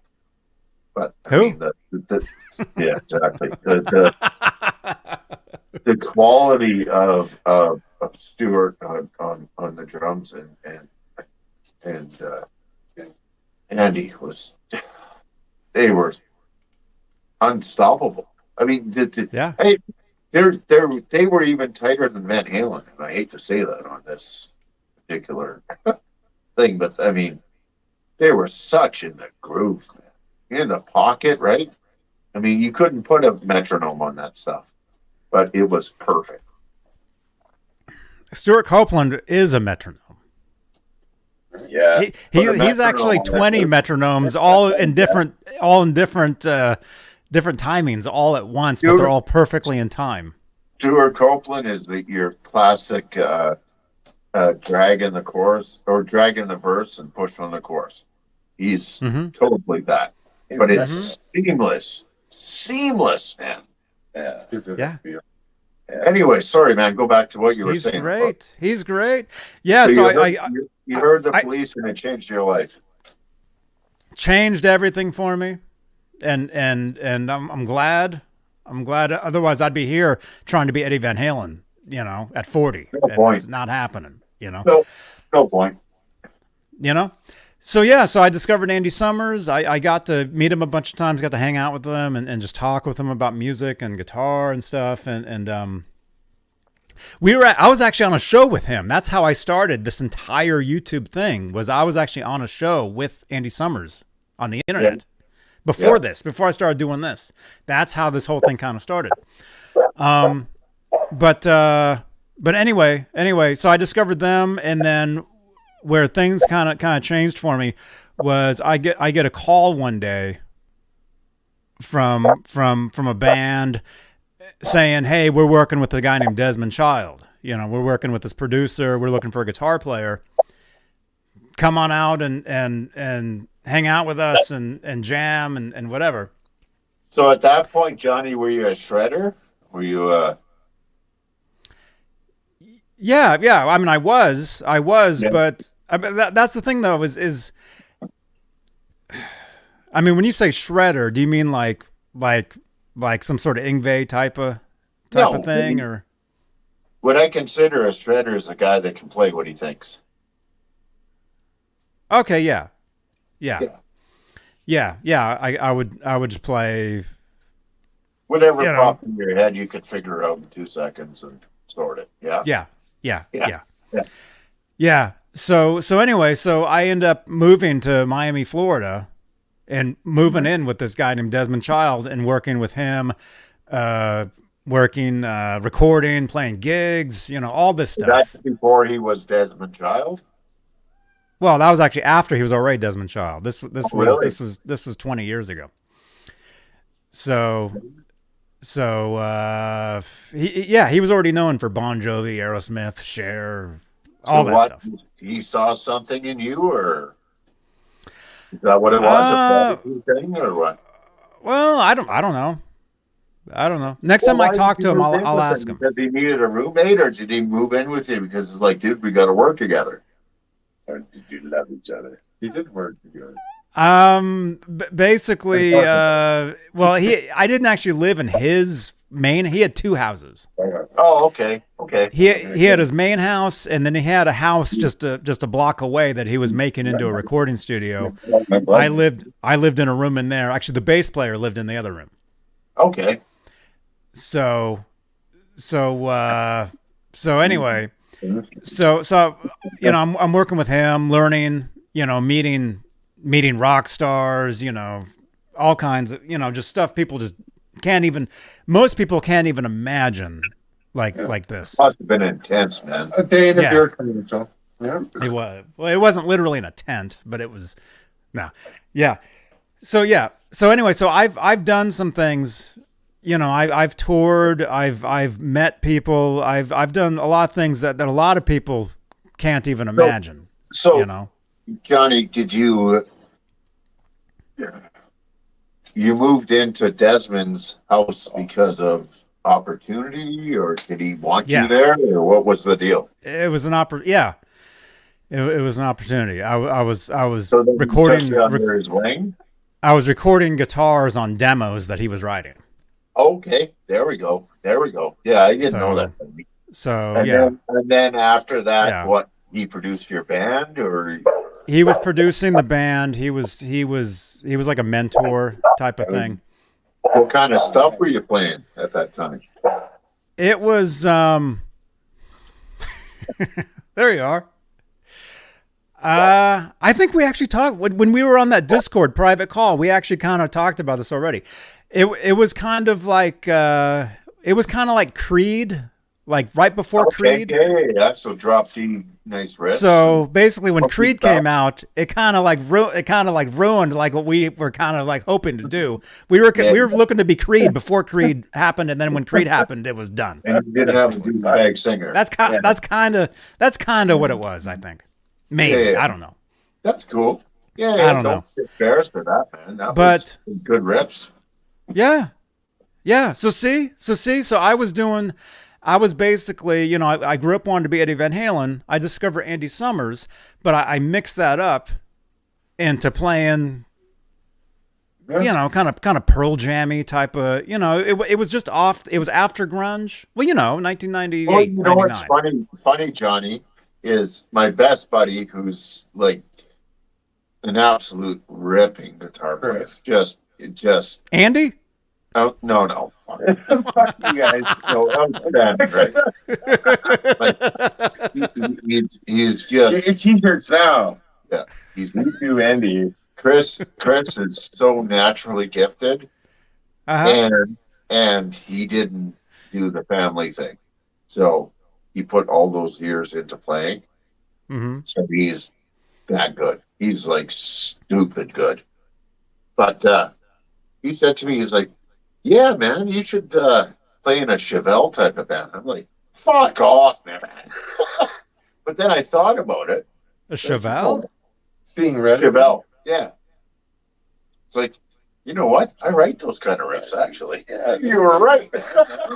Oh, okay. Yeah, this isn't wrong with those guys. Take the pain away, or whatever the hell it is. But you're not that heavy, dude. You need a little more.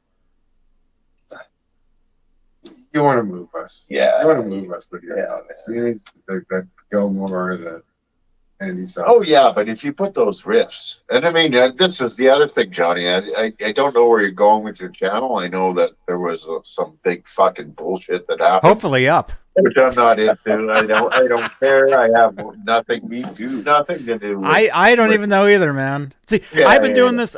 But Look, you know what? seriously, I've been doing this for so long. People come and go. I mean, it Yeah, happens. yeah, It exactly, happens. right, Johnny? So you just So, move I on. mean, if we could take a piece of time and make something, because obviously you're the same age as I am, we could make some cool stuff with some fucking great, maybe they're Chevelle riffs with some good guitar playing on top of it and all the rest of it, and do that in some sort of live format like you do, maybe every month or something like that. Absolutely, brother. I'd be so into that, right? It's like, here's our riff. Let's work it of the out. month. Yeah. When riff of the week, riff of the whatever it is, and it's like Johnny back and forth, or here's what we came up with. It's not about shredding or any of that bullshit, because that's nothing really. But we come up with some stuff that moves people, right? Because the time is right, Johnny. It really is. It's now talking to JJ and all the rest of it, and the scene down in LA, he seems to be thinking that it's we're getting back to those heavy riffs and that are melodic and soulful, right? Soulful is where it's at. It's where it hits you in the soul, where the guy hits a suspended second chord and it just nails you in the right way. If we could do something like that, like not a master class, but something where it's like we're trying to figure this out together, right? I think that would have some attraction, especially because a lot of these, like I said, a lot of these guys in the chat, they love music and all the rest of it, but they can't play it, right? I love this. So if we could sit there and show them and play these riffs, because really, it's all easy. You just gotta slow it down and show them how to do it, and have some fun with it. But something where we play a riff and it's like the Johnny Beane community made this song, or whatever the hell it is. Even if it's not a song, if it's a riff, it's a jam, it's a feel, right? And we could do like a Creed type of a riff, and then we could do like a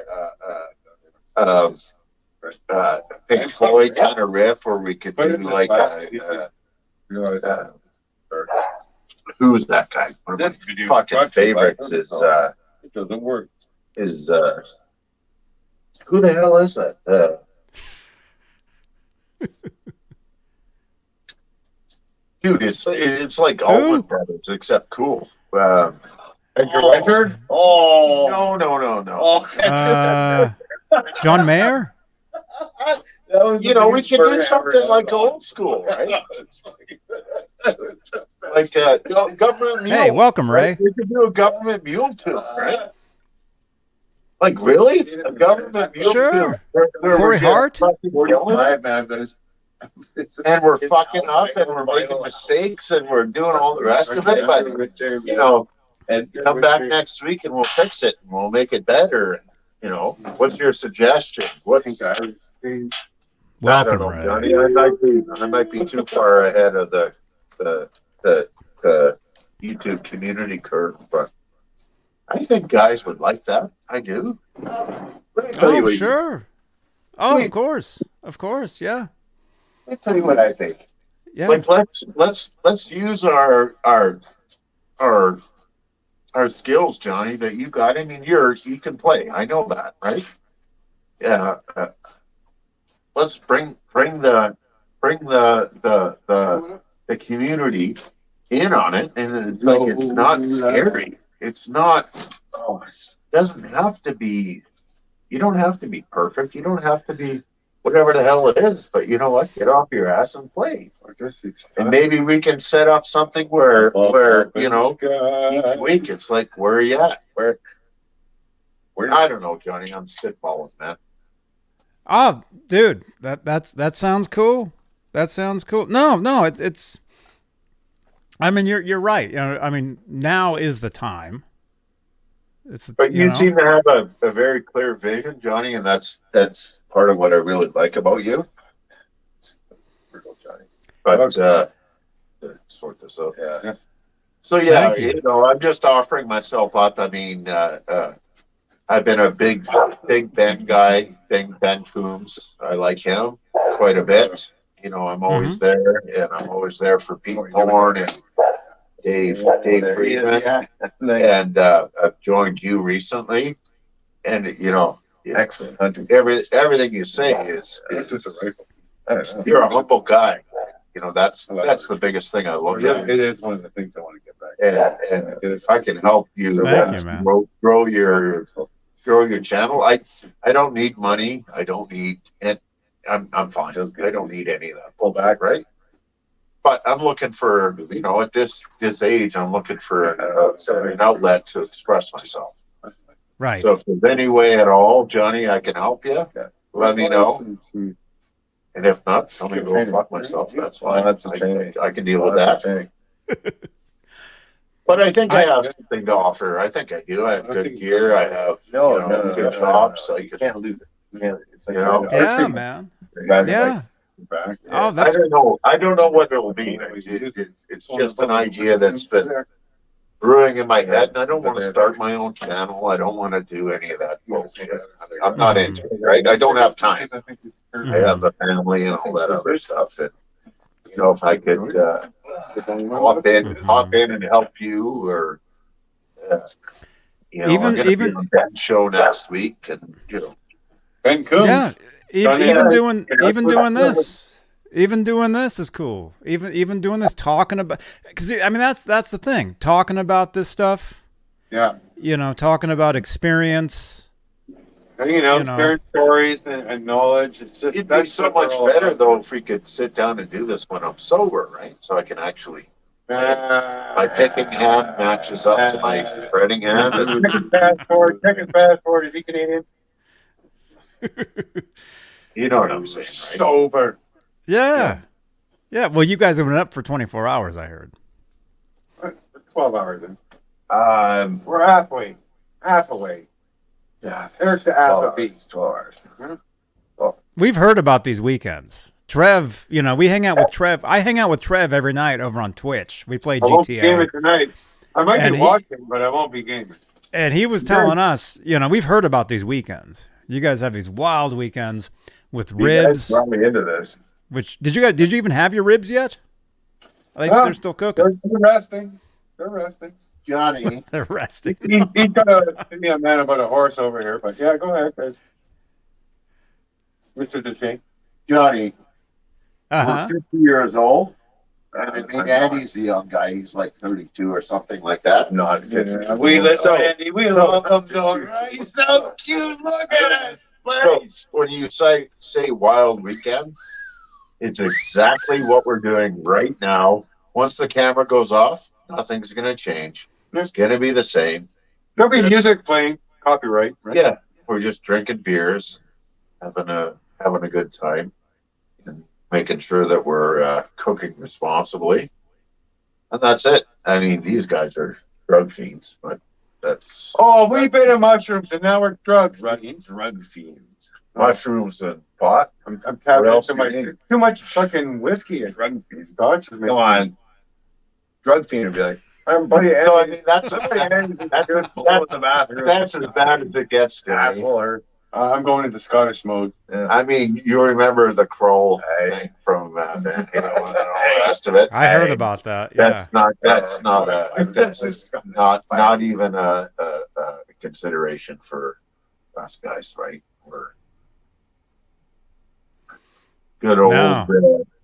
You know what? Easy guys, and believe it or not, we do not Just a do good this. old boy. John, we do not do this all.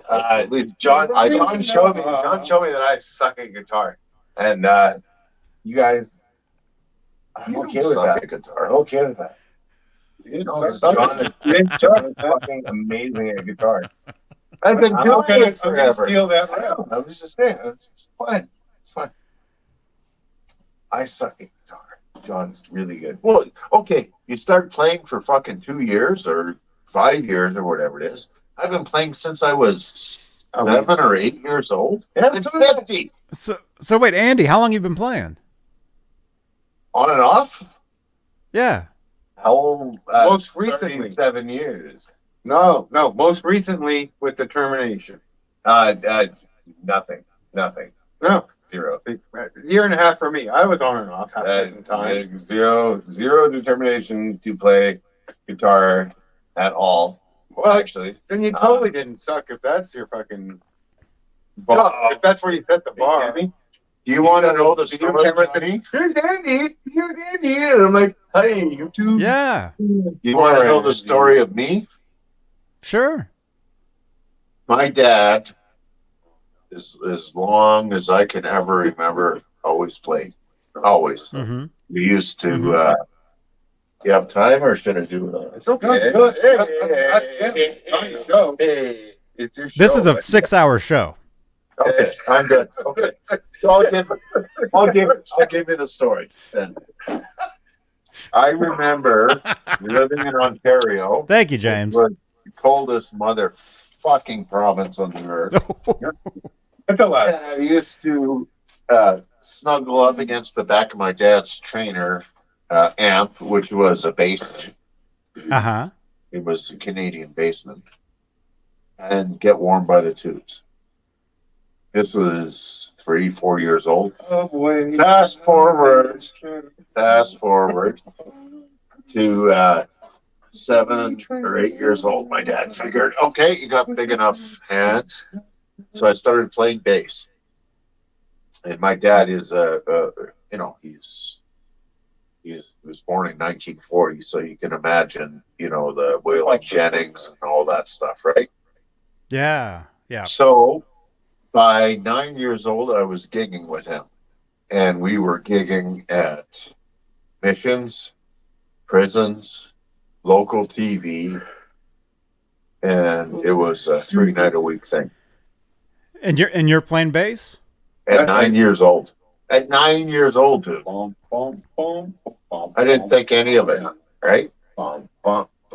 So at 9 years old, that would have put me at 1981, 1982. About that time, I heard The Wall from Pink Floyd. Oh, my goodness. Okay. Wait a second. Hey, Paco. There's a little bit more to this than you bong chang chang, right? But I keep playing, and we used to go down to the States from Canada, which was a big thing, and we used to play in bars down in Washington State. Yeah. And missions, or, all the bums hang out and all that stuff. And it was, we were gigging 4 nights a week. And it was full 3 sets. Oh, man. Bong chang chang stuff, right? The beauty was that those Seattle bands came up here, and I got to see Alice in Chains and Soundgarden. That was the total bass. Sorry to make the pun, but that was the base of me with rhythm, right? Because I got real sick of bong chang chang, so I was bong. There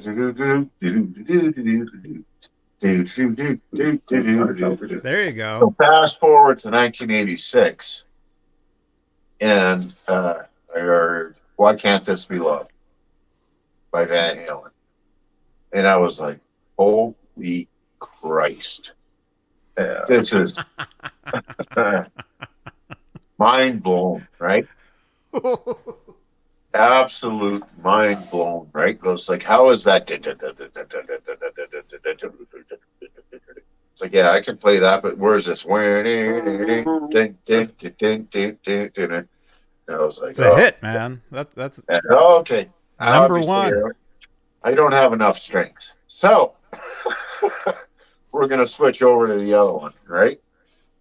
And I found out very quickly that those extra 2 strings really can fuck you up. So I had the rhythm though, right? So my index and this finger here could always hang on the do, which learned me the cage system, right? So I'm gonna hit a G, and then I'm gonna make the major or minor triad, right? So it started that way, and it was like, okay, this makes sense. So I switched over to guitar, and then I found a guitar teacher where I lived, which was a hick town that was like whatever the top grade conservatory classical player was, right? right. And we pounded through the modes, we pounded through the circle of fifths, we pounded through, and I was always an ear player, right? So we'd say, okay, next week we're gonna play this. I go home and I listen to it 5 times and then I play it, right? So there's, okay, so now that you know this here, we're going to go to the flattened second of this one. Like, what? 4 years of that, man. Really. It was, I learned to read music, I did all the rest of it, but. Oh, and, that's awesome. Yeah. That's awesome, man. And I was the metronome guy. So now, by this time, I was probably played in some bands and in the small town. This is still back in the day when you used to have guitar competitions, right? So I'd go to a bar and I'd set up my fucking Princeton chorus with a super overdrive. And, you know, I came in second and third and first a few times and all this stuff, right? Yeah. I'm a ripper, right? Because this is right when Yngwie and all that stuff was going on. Mm-hmm. But I was always the guy that put those Gilmore or Eddie Van Halen notes in there, right? So that's what made me good. So I knew that way back then, like when I was 16, 15, 14, whatever it was. Just to be that little guy. Just a gaffer. Called. Then I started getting into cover bands, right? So I learned every cover song there is to learn, you know, all the solos and stuff. And with Canadian content, that's a different kind of library than you would have as an American. Yeah. There's so much Canadian content. But I was always the guy that would learn the hooks of a solo, but always an improviser. Always improvise, right? It's like, I'm not going to play this. They want to hear the record. They fucking listen to the record, right? Mm-hmm. If you don't like it, then tell me and I'll change it. Well, So, I mean, some stuff, there are some melodies you kind of have to keep, the stuff that really is like a part of the song. All that stuff But was right? some stuff you can get away with improvising and doing something else. Yeah, and, like some of the Journey songs and stuff like that, right? So you get, or they might even play the stuff differently live. But what I would do at the end of the Right. Please song, like King of Pain, right? We used to do that one. So you know that's cool, right? Oh no, where'd you guys go? So at the end of it, instead of hanging on the B, I would go.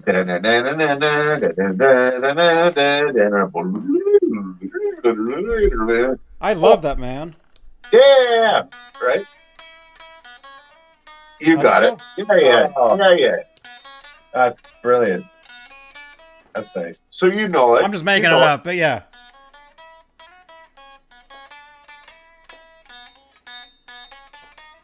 Well, now I suck. No, Andy, you're better than I am tonight. You don't know the arpeggio. It's a simple fucking. It's a simple three. It's a simple 3-finger deal with the pinky. That's all it is. Okay. Yeah. Yes. No, it's just a little sweet, right? And people really seem to like that, right? It's like, oh, fuck.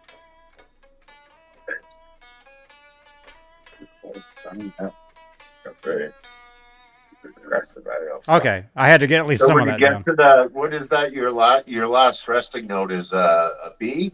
Is that what it is? I can't remember. In that case, it was. Yeah, I mean, I'm just. Yeah. So do a B minor arpeggio. Just your three string deal, right? That's it, right? Doesn't matter, Johnny. Doesn't matter. But that's kind of where it's like, okay, so I'm not going to be a clone. I won't. I can't be a clone, right? Express yourself. Yeah, I got to enjoy playing, right? Damn right. And then what happened was I moved into a city a little closer to our hub in Vancouver. Right. And the game as far as shredders go was what happened was I was a big fish in a small pond, and I moved towards the West Coast, and there were guys that just fucking slaughtered people, right? Absolutely slaughtered. It's like, okay, and of course, always listening to Ed interviews and reading all of those things. Seems like it's not a competition about playing and communicating, right? So I'm like, okay, I'm not going to do this, right? I don't want to play like Yngwie.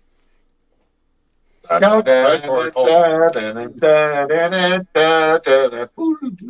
there.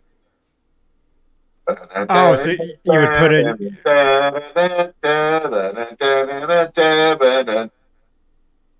Right there. That's where your three finger arpeggio comes in. But anyways, Okay.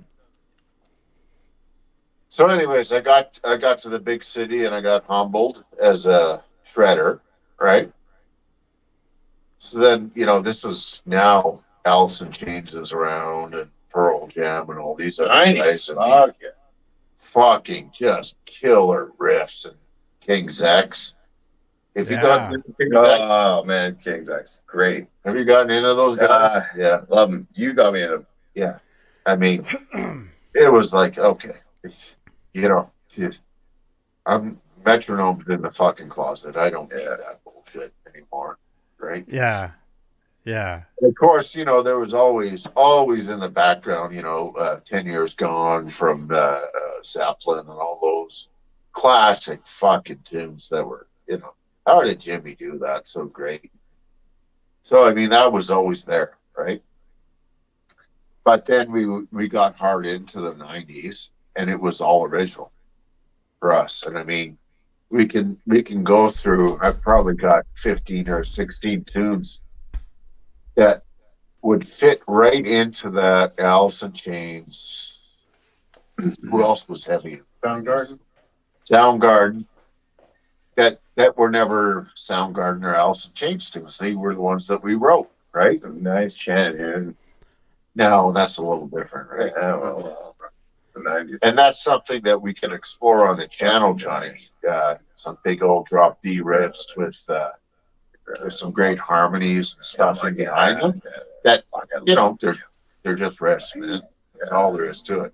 What a voice. But we put together Definitely. a couple of sets of original stuff. Yeah. And at that time in Vancouver, They're coming out. there was a great scene for live music, right? Like going to be And we were playing original music, and we weren't playing 45-minute sets. We were playing maybe 35-minute sets. But we were playing 4 nights a week, every week for a year or two straight. And we played all the big clubs, all the rest of it. It was great. And then all of a sudden it died. Just fucking died completely. Yeah, right. So The band or the scene? the scene and the desire for big heavy riffs. Oh man, It started getting into that postmodern rock, right? It started getting into I can't even remember some names, but I mean the Mr. Detain, where do we get more bug kill? We need it. Duracell. Do you have mosquitoes there? Can we take a moment and This is brought to you by mention the Duracell. sponsors of the show? Take us back inside. This thing that makes the bugs in go away. that cupboard right there beside the In-N-Out burger. beside the bench hook. In-N-Out is what a hamburger is all about. Beside to the left of the vent hook. All right, There's a box that's I'll be back. thermocell on it. It's got the fucking inserts. And I'll probably drink tequila and whiskey while I'm gone, but you know me. Oh my gosh. I'll join you, man. I'll join you.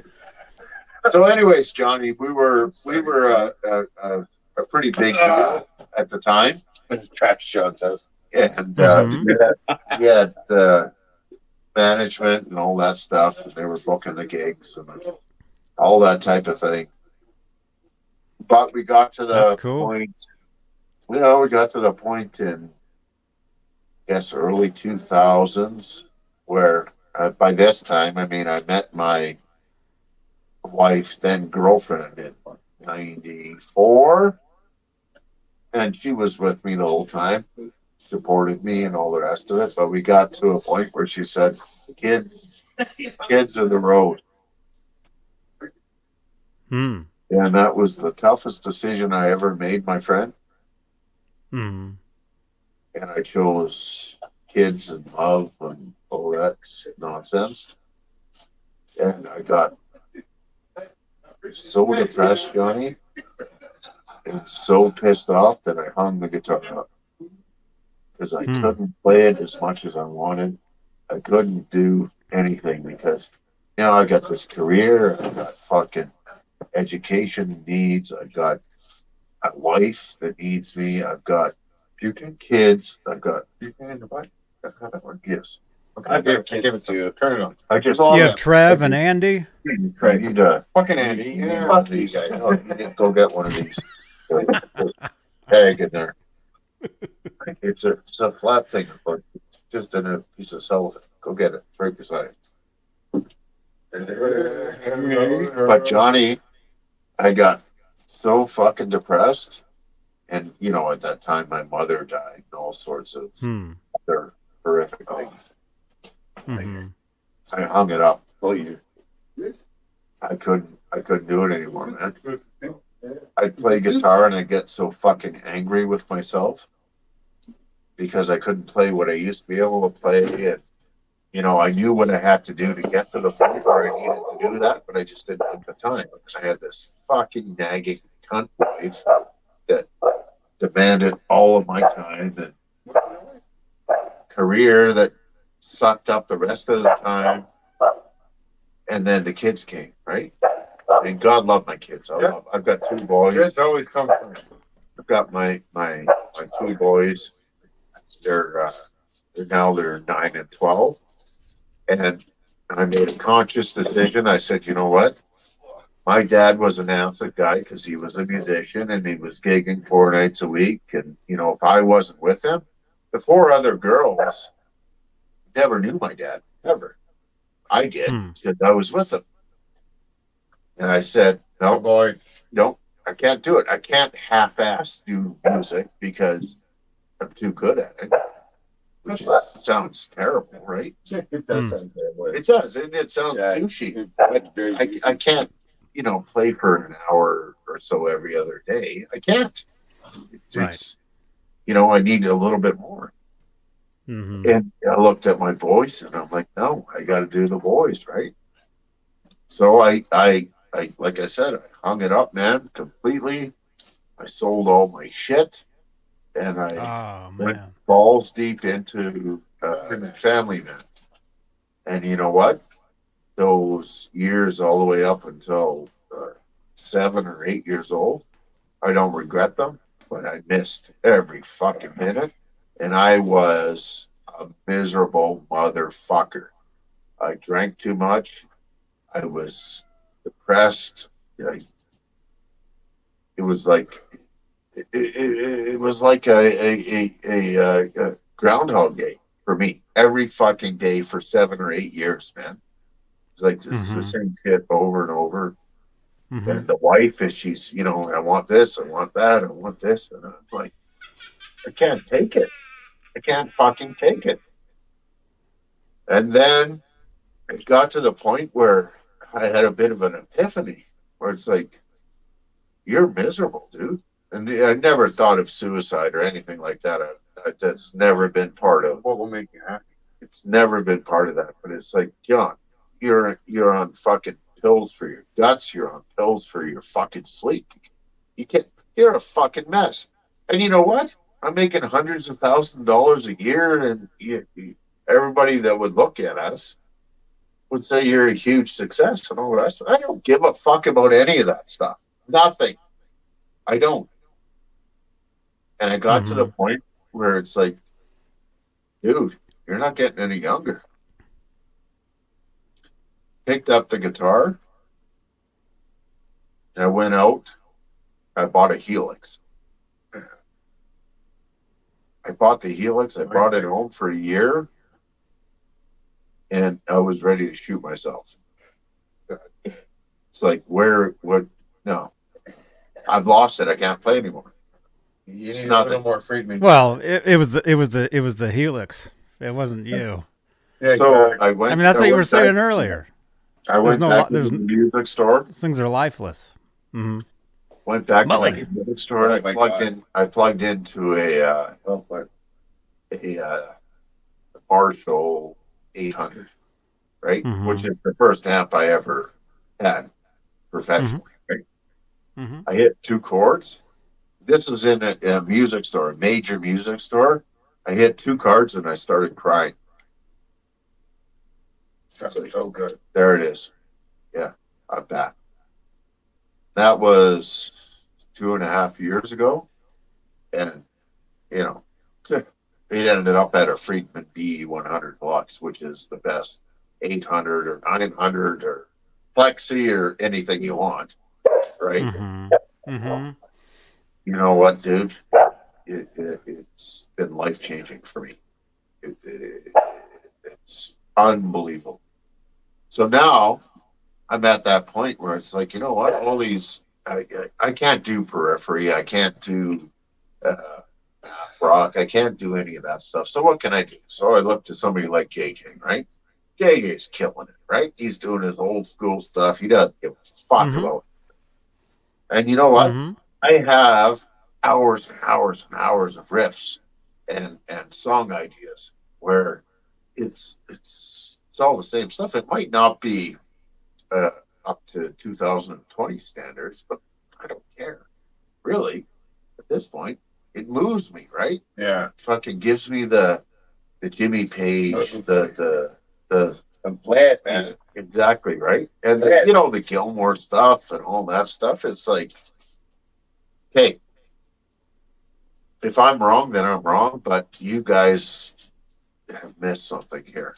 If you can't hang on a D note and let it sing and open up and bloom and just hang out while the chords are changing behind, you know, I'm not into it. I don't care anymore.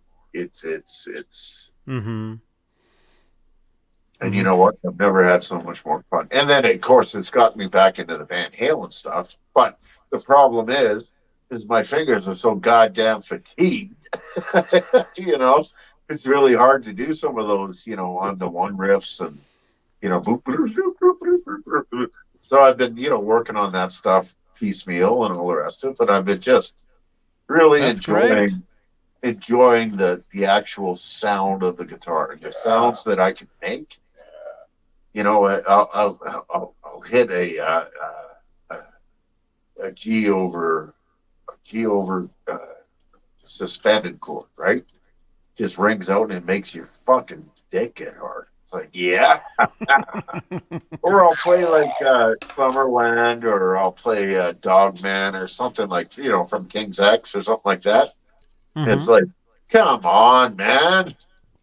You know, where did the groove go? You know, where did the non-sequenced grid time go? You know, where you drag it, you push it, you know, and it's that's where I've been at, Johnny. It's yeah. Man, I mean, I totally understand now. I mean, what you were saying about. Sorry for being so long-winded, my friend. Oh no, man, no, That's no. our airport. That's the community. That's where the brotherhood comes in. We're learning. We're learning about you. This is awesome. I mean, that's what this is about. It's not about guys sitting around. Oh, I'm so awesome. I'm this and that. You know, No, it's telling stories. I mean, we're learning. Like I just said, I've learned. It totally makes sense now how you were talking about. You know what, Johnny, we Ben Coombs just started doing live playing on Sunday nights. Monday. He's fucking horrible. He's not a great player. But you know what? He plays with soul and he plays with his heart, and I love it. It's fantastic. You know? Because he really, really tries. And he's got his own skill set and all the rest of it, which is great. But he's, you know, when he plays, he plays with his feeling and his emotion. And when he's done, like when he gets frustrated and shit, he's like, fuck it, I'm going to put it down. You can't ask for anything more out of a player. Mm-hmm. You know? And I'd be happy to sit in a room with Ben and jam with him. Because he's got the feel, right? And I don't know if it's just our age or what. Maturity. Well, no, it's just a certain point where it's like, You actually have to feel what you're playing. You can't play to a goddamn computer. That's Yeah. what Malcolm Young is really spoke. Yeah. Oh, fucking No, there has to be feeling. guys, man. Turn the the thing thing on. on. Let's turn that fucking thing on I didn't unscrew it. right now. There's nothing in this. I just- Are you guys I just getting stuck the eaten thing up to by a the plug. mosquitoes or something? That's They're brutal. brutal up here. They're fucking Go get one of those. Oh, That's why. I hate They're mosquitoes. in the box. Andy, you need one of Go these? get one of those. It's in the box. You guys are on wearing the fucking shorts left. too. It's nice and warm. You're in SoCal, buddy. You're in LA. If I'm going in, I'm getting a fucking shot. Hey, all right. I'm sure. I'm in Santa Cruz, which is it's Fuck you. below the. Okay. I don't give a fuck. Fuck. So you're in SoCal? Well, SoCal, that's the name of a town. There's SoCal as in SoCal, Southern California, and then there's SoCal, which is a town, and I'm in the town part. So I'm where right is that I'm right related below Santa Cruz. I'm right below Santa Cruz, which is 2 hours south of San Francisco. What's the real? Oh town? fuck! So you're north, eh? What's the real? I'm town you live in? north. Yeah, I mean it's almost like yeah. What's the Yes. real town you live in? What's the name? So you actually get weather. SoCal's the actual name. SoCal is not the name. Yeah. Don't fucking tell him where he fucking lives. I'm telling you. I'm pretty sure Johnny knows where he lives. Google me. You'll see it. I don't want to Google you, Johnny. I don't want to. I actually have received mail from Johnny. I'm sorry, guys. So you don't have. Andy, So everybody. you have seasons then, right, Johnny? Not really. Well, there's no snow. There's no snow. Well, no. When there's barely any snow here. What's the coldest it gets there? Probably 40s. Fahrenheit. Which is what? Real fucking temperature. Well, Zero. at 32. Oh yeah. For you guys, that's something different. That's in the 8, 9. Oh, that's nasty. Yeah, it's cold. You got to move south, It's buddy. fucking cold, Johnny. Don't get too cold there. Johnny, that's cold. It's not a lot different from what we get. But we get actually a little bit hotter in the daytimes in the summer. You know, one of the places I really enjoyed in California, Johnny, was Redding. Oh, okay. In the Shasta area, the Mount Shasta area. Yeah. Yeah, I know where that is. Fucking beautiful, eh? And the air is so it's so unique. I've been all Yeah. over the place. I've been It's not today. all through Asia and all that stuff. Make Man. this thing go. It's Uh-huh. going, for fuck's Let it sake. go, Just let let it it go. go. Look in the goddamn hole. There's a fucking light on you. Boy, I'm fucking bugs are still biting me, man. Give it a second. Look. All right, so Just fucking relax yourself. Jesus. These guys are a bunch of I wicked. know. I'm just gonna And that's not meant to know. kill them the old fashioned way. Sorry, guys. They don't need to get into any sort of We're a bunch of cons. non-PC fucking We're nonsense. a bunch of Got cons. it. Sorry. So you get, your leaves go and all the rest of it, right? Not all of them. No. Palm trees. Some No, of you them. don't have fucking palm trees. You know the funniest thing is, I've seen them. I told you, Johnny, I went to San Fran. I live by 5 in and outs. They have palm trees. and I They might saw import those them though. bands, and I saw those bands on the 3 floors and all the rest of it. I got to, Yes. 'cause I mean, I was young. I was 18 or something like that. I went down there and I'm like, where's the fucking girls and the fucking palm trees and all the rest of it? It's cold as fuck here. Why am I here? Oh, San Francisco? Yeah. Oh, San Francisco is freezing. Yeah. Man. It's cold. It's very So cold. I Yeah. drove 12 hours to get to a place that's just as cold as where I live from. Yeah, kill it. That's a cool little street that goes sideways and all the way up. And oh, you know what though? Yeah. Down on the pier. On the Mhm. pier, that was another thing. I saw some guys play. You ever? Do you know what the Chapman stick is? Yes. I saw Like that. Uh, Yeah. No, I don't know. Can you please tell me what Chapman stick is? I believe it has something to do with ice cream. Please. Please. I saw an old Black Blues guy, and he was freaking killing that thing. Doing what to it? He had like a little champ or something like that he was plugged into. And He was busking? Killing it, but he wasn't doing like modern stuff. It was like old school Delta blues, right?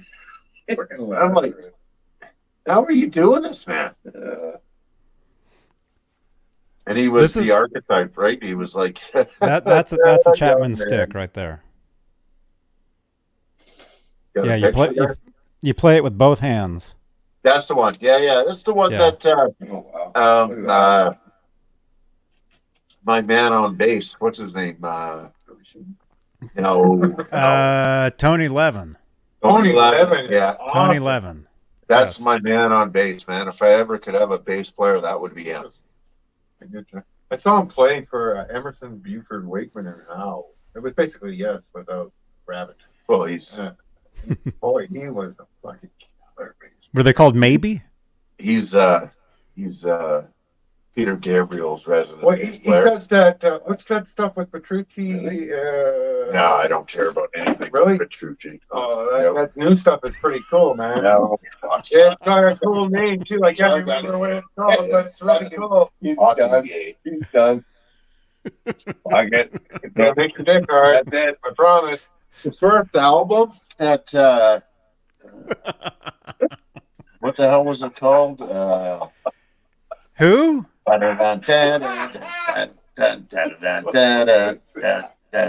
Who's this?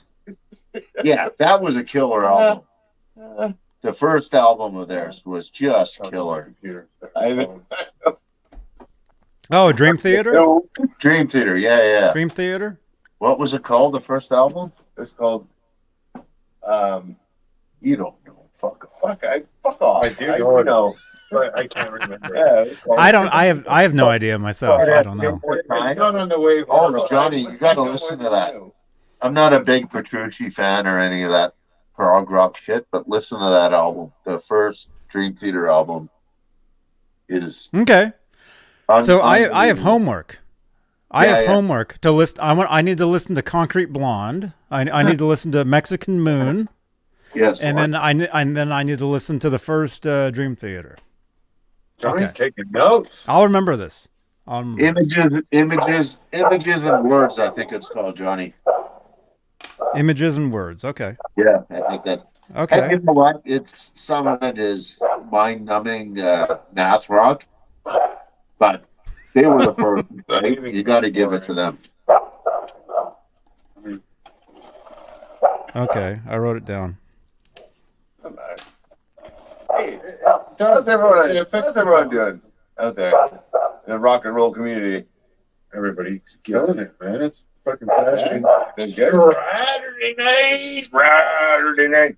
So, here with my sponsor, the Air Straturday. Indeed. The Air Stratocaster. Right? Double humbucker, looking real sharp. The Air Stratocaster is beautiful. Mahogany neck, fucking mosquitoes. I'm a 24 and a half guy. I got 23.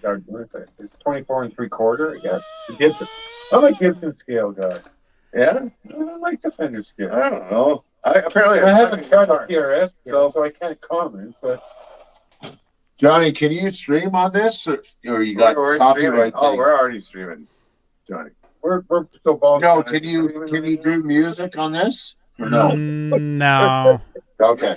No, because I streamed to YouTube and Facebook, and Facebook is very strict on commercial music. That's fine. Hold Me Under is the tune that you got to listen to. By Dream Theater? Yeah. Okay. All right, I'll write that down. Go see a man about a horse. Probably Excellent. do that. Probably, yeah.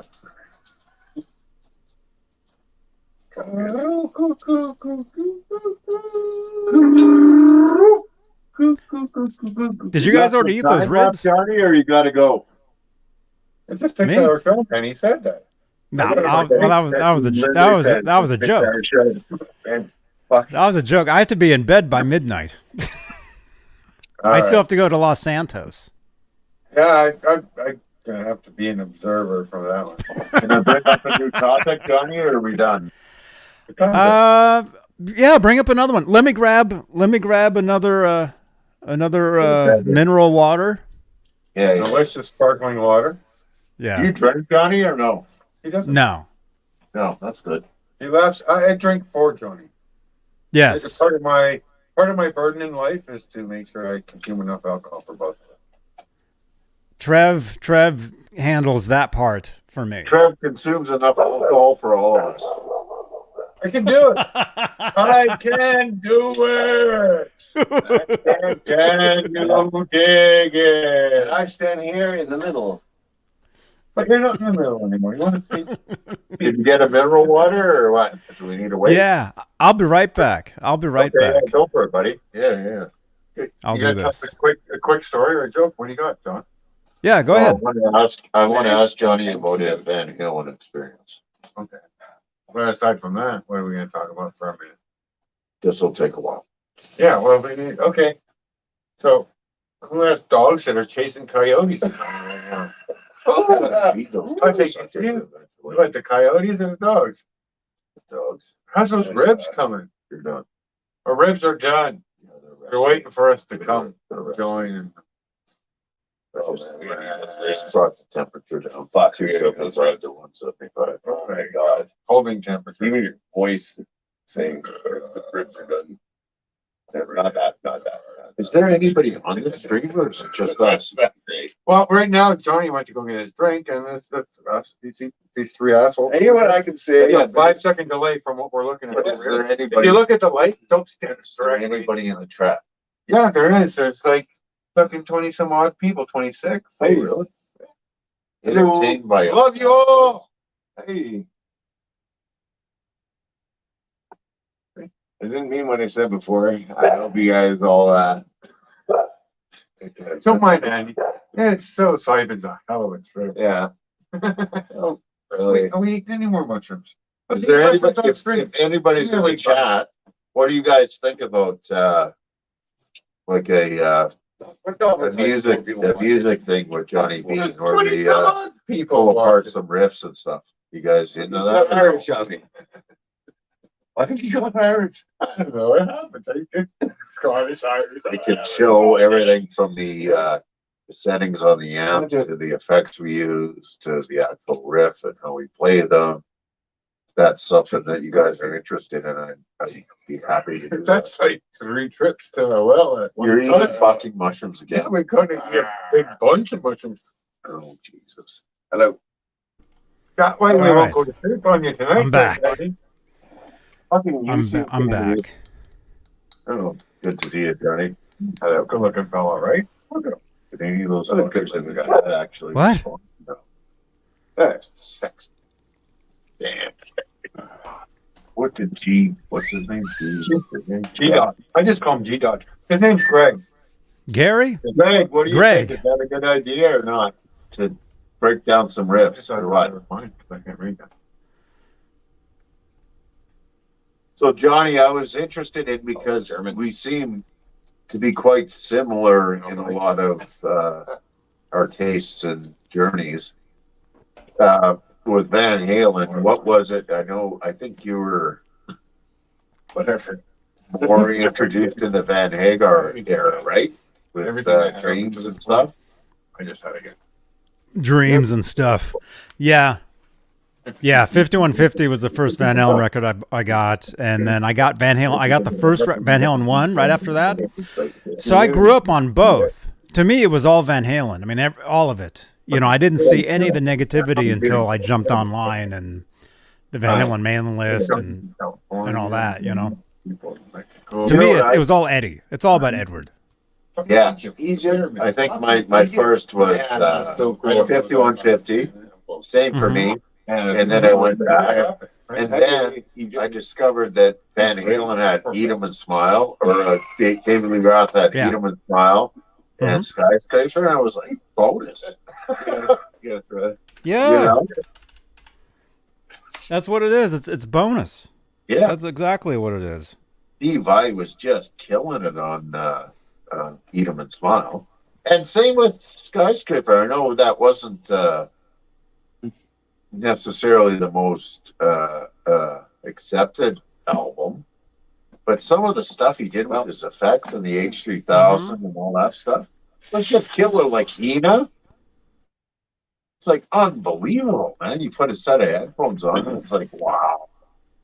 Yeah, all the delays and I loved that record. I had a paper route back in the day, and that's how I consumed my Van Halen records, the all that AC/DC, all that. That's how I you'd zone out and you would just listen to the stuff and but yeah, Skyscraper was another big one for me too. I covered actually. a paper route once. Never again. I covered a buddy's paper route. Huh? Yeah, gee. A friend of mine. Send me your number and I'll send it to Mully. That's cool. You can WhatsApp me. WhatsApp. So cool. Love having Molly on the show. Oh, Mully's awesome. What a great guy.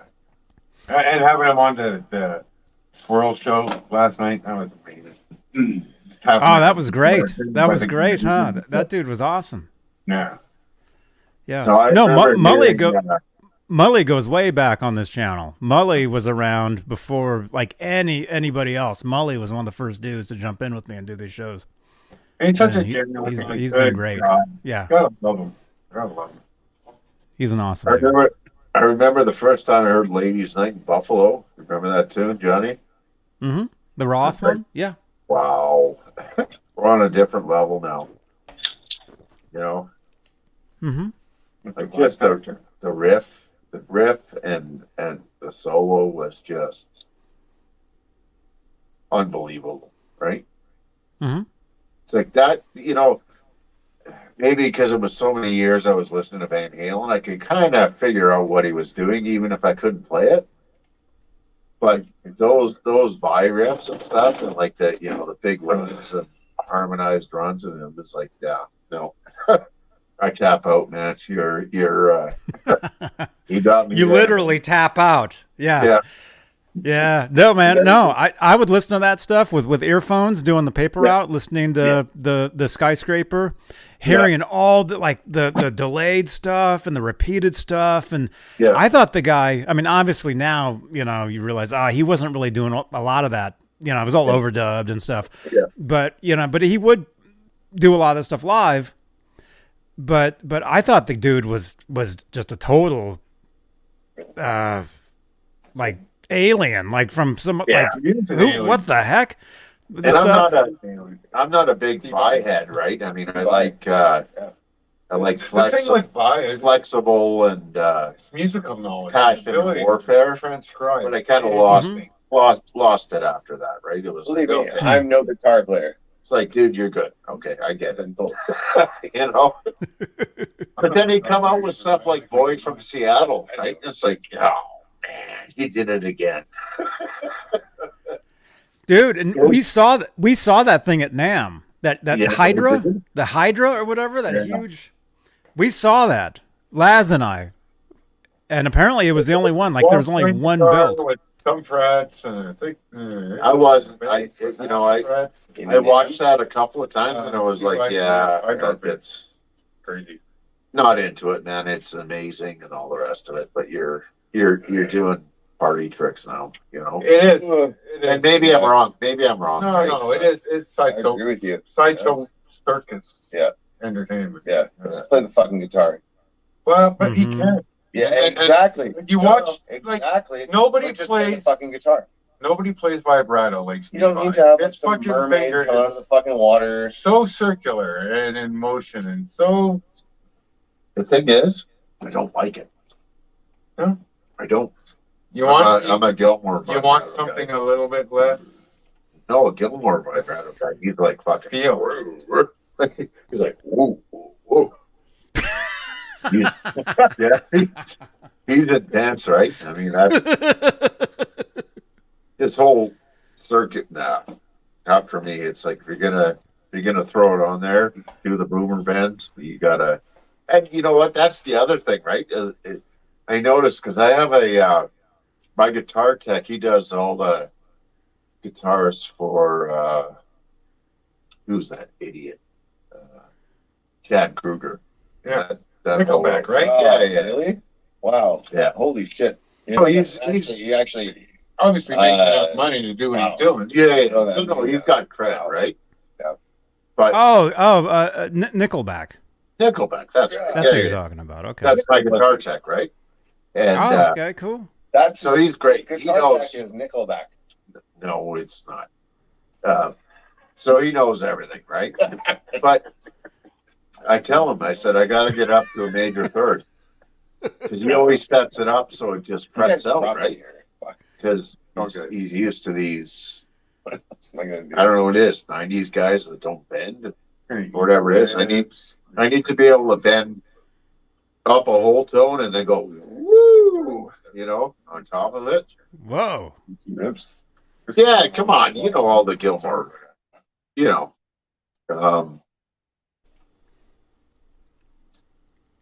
stop. You need a Vega-Trem, man. Have you seen the Vega-Trem? He's a boy. He's FU tone block all the way. FU tone. FU tone. I love FU tone too. No, I love FU tone. I've got like I love In-N-Out Burger too. the professional Strat and the professional Telly. That shit. There you go. Yeah. And I just leave them that way. I deal with them. But for my gigging guitars, give me a Floyd deck. I can make it work. If it goes out of tune, I know what to do. And it's just old school, right? Obviously. Who the fuck uses a Floyd anymore? Really? But I know how to work them, right? And my hand sits properly on them, and all that muscle memory stuff is all there.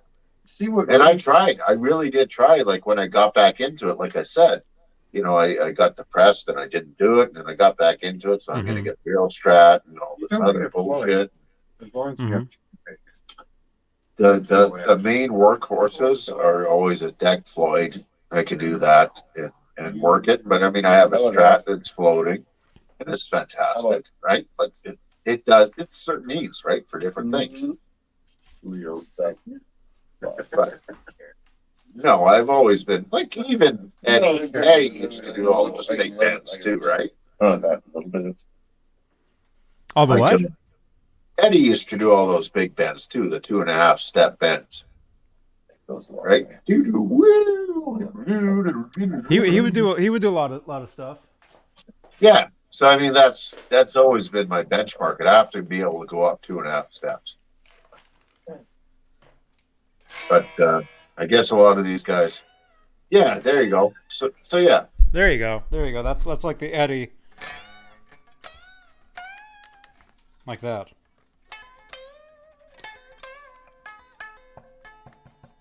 So you're making fun of me? So do your 1 step up, and then do your a step and a half again, and then bring it down. Like so. Oh, you gotta be using 9s or 8s for that. I got 9s on the bottom and 46 on the top. So I'm using 10s. I can't do that. Oh yeah. No. Well, Nope. Yeah. But you're tuned down to C. fuck, I don't even know what I'm talking about. Are you tuned to 440, Johnny? I got it right now. I might be. He picks up his guitar, and if it's in tune, it's in tune. Yeah, There you go. I'm. That's the problem with the strobe tuner. No, I I gave pick it up. up, and it's like everything's a little bit sharp. But they're all sharp within each other. I could have just left it alone. When I But pick here I up got my my guitar, guitar. Go back. when I pick up my guitar, I want my guitar to be super tuned, just like this one. Oh, but on drum Hey. side, sitting in the chair, and I'm pulling back on the neck, and it's making it go sharp. So I You can know, My John told me I don't know how to play guitar. That's So, you know what? Listen, these fucking guys. That's a funny thing though, Johnny, because like I run the all my guitars are in E flat, right? I'm just Me too, because To me, all of my guitars sound better in E flat. That's what I do. half step down. Mm-hmm. But I got the Peterson Strova stuff, and I tune it perfectly, and then I hit a chord, and then I tune it to me. Always. You guys ever talk about like Because singing or bass? I never you know, I never press, you know, my third and fourth finger press a little bit harder than my index, you know. So, you know, you B and E string, and you get that tempered kind of tuning thing between the B and G. And I mean, that's the other thing. I can't play a Les Paul. I love Les Pauls. I love the sound of them. But if I hear a D chord on a Les Paul, I'm gonna slit my fucking throat. I cannot fucking deal with it. Oh my gosh. We're not talking about. Happy birthday, Slash. Guys, sorry, we don't condone suicide at all. Okay, so don't talk about that ever. You know what I'm talking about. I just can't. Carry on. I just cannot handle that. Because it's inherent, right? It's inherent in that 25.5 scale. It'll never be in tune. And the older I get, the more I hear when it's not in tune. It's like, I can't even bend it fucking that far to get it right. It's like, which is weird because I've always been a Strat guy, so it works for me. But I love me a Les Paul. I do. Let's put it with word. Let's put your hand on it. That's cool. Yeah. I've always been into Strats myself. I like Strats and Teles. Yeah, Les Paul's was never my thing. I always like pussy myself. So what do you do? I like cats. Johnny, do you tune to E flat, or are you one of those goofballs that just tunes to whatever you got? If I'm just doing my own thing, I just tune the guitar to itself. Doesn't matter. If I'm playing with a band, whatever they're tuned to, obviously you have to tune to. So what's your tuner? What do you use for a tuner? It doesn't. I use.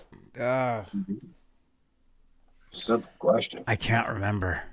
I I don't. Oh, lights out. Oh, there we go. I don't know. I don't remember what tuner I use, but whatever it is, it's good. So it you works. don't play that much, eh? These days, it's been a couple years. Although I do have a gig. I do have a gig coming up next month, though. Right. So I'm playing a gig in Oakland. If anybody come to Oakland, I'll be playing a gig. Come on down. Is it covers or original or what? It'll be a combination. I'll be playing guitar, backing a vocalist. It's a singer songwriter, piano player. Rock stuff, or I'll be backing them. It's it's not hard. It's not heavy rock, but it's like what amp are you using? 5150. I'll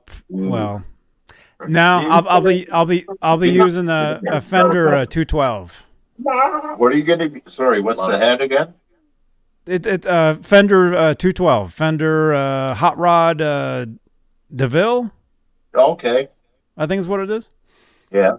You sound unsure. I'll be using that. Yeah. You're not instilling confidence, Johnny. Yeah.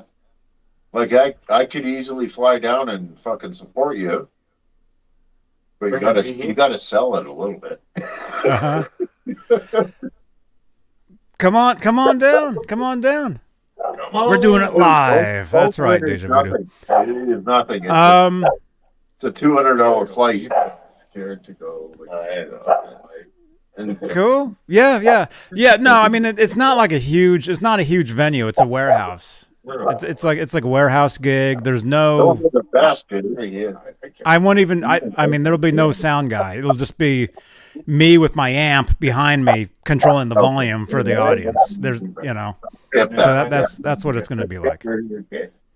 So what are you going to do? Are you going to record it and? No, I'll be streaming. I'll be streaming it live right here. Actually, it'll be on a Saturday. So you guys, this time. You just paid me $300, dude. Awesome. Okay. This time, like, I think it's in a month. It's in about a month. So I think it's a Saturday night, actually. So you guys will see me playing live. The camera, I'm going to try to get the whole band, but it'll be, streamed from my phone. Yeah. So I'll be streaming from, like, here or there or whatever. Yeah. And I'll go live. I'll show you guys my setup. I'll show you guys. I'll give you a tour of the neighborhood. I think there's a Taco Bell down the street. That's what I'm talking about, Johnny. I'll what walk you down. need on I'll have a your show, taco. man. I'll play Show us how it's guitar. done. Yeah. Even a corporate gig, right? It's where you're not playing exactly what you would, if you were in your prime. Show us what it's about, man. That's kind of what I want to get to, right? On this YouTube thing is, we're older. We still can play, and these are the gigs that we like, right? If you're playing some cool cover tunes, and You guys have been talking for hours. Just like you guys both know. You've been both fucking talking for hours. No one has played a goddamn musical instrument. I have. I shredded earlier. He played. Andy. You know what I'm saying? How you play? Well, I played, yes. But You played. I don't have to regale my... So what is it? You want Johnny to be a fucking puppet and fucking entertain No, you? I'm just wondering. I'm like, this YouTube channel, you brought me into it. I'm here, like, Andy, everybody. Well, that's kind of what I was saying though with Johnny is like these chats are nerds. no, these chats are great, but if we could actually sit there and say this is what I'm doing here, this is why I went to this fucking court because you came in your fucking pants, right? Yeah. And it has nothing to do with the Rick Beato theory or any of that stuff, right? It's like it sounds So cool. why are we playing some? And if they, if they come back in the chat and they say, if that sounds terrible, then okay, tell me where to go, right? Strike some down. You know what I've been doing, Johnny? I'm not bigger than copyright. Johnny, I'll tell you that much right now. I'm not going to Johnny, accurate enough. Oh. Copyright. with or without you from YouTube, it's just like GABG, right? Go down. Right. That's it. That's all there is to it. Now, with your, and I'm not putting you on the spot. Don't do it now. Do it later. Man. The amount of emotion you could put into those four chords is unbelievably epic. Just by a hanging third or a hanging fifth or adding to it. And that's the whole point that I'm trying to make, right? Is you can take four chords and make them make you want to cry. What are the chords? D, A, B, B? B, G, What? G. G? That's it. DABG. Yep. So now hang on to your third of your D. So go down. Your third. So not your first finger, your second finger. Down. Now A with the same finger. Keep the finger there. B with the same finger. D with the same finger. There you go. Come on. Does that not make you want to come down? Nice down right there. Does that so fun? Just right out. Okay.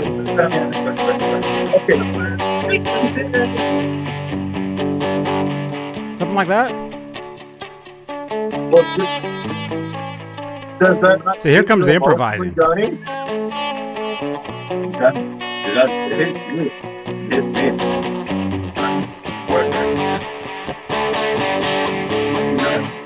it's still more to you want to smoke. So it's always about hanging on the third, right? So now Mhm. you've changed the four chord riff into something that if you actually cleaned it up and did some good fingering, you could make a person cry. Just 4 chords.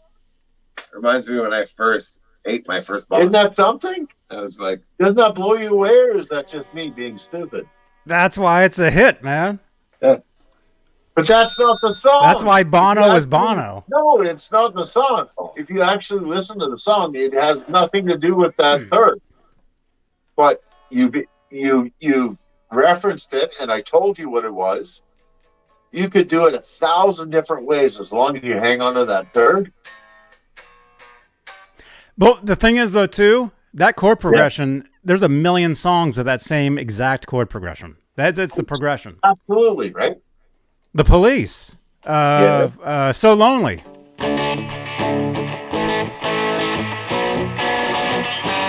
Same chords.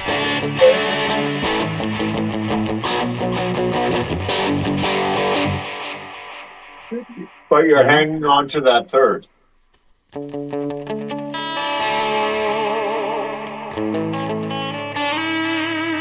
Yeah.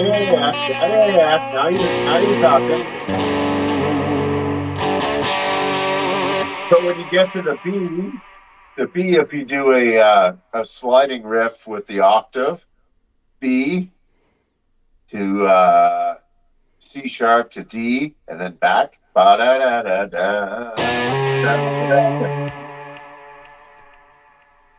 So now think about it as a bass player. So bum, bum, bum, bum, bum, bum, dun, dun, do, do, do.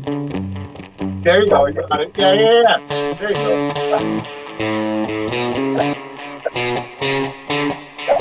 Absolutely, Johnny. And now, what could you do with that? What could you do with that? It's take the Police and take a U2 out of it. Don't Stop Believing? Journey? Is that the same thing?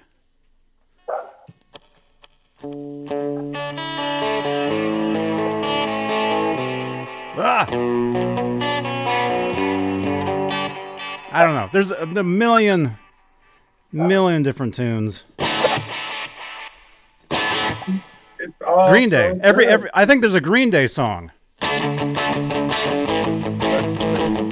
It's a Brian Adams song. Is it Come Around? The song's great. Is it Come Around? That's Brian Adams. Which one is it? They're from here. I used to sell guitars to them years ago. Brian Adams. Every single song. Yeah.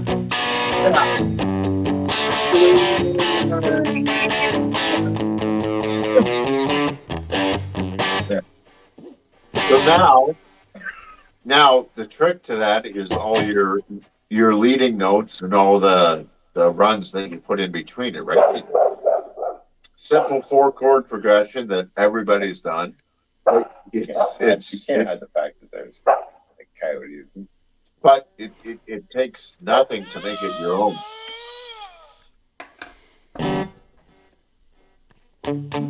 No, you can do anything. That's cool. And see, let me just congratulate you, because that's the fact that you learned how to read music at an early age, and you learned all that stuff. I can't. No, I can't. You said you learned earlier. You said you learned that stuff. I learned it all. Yeah, I learned it all, and I promptly forgot it because you know what?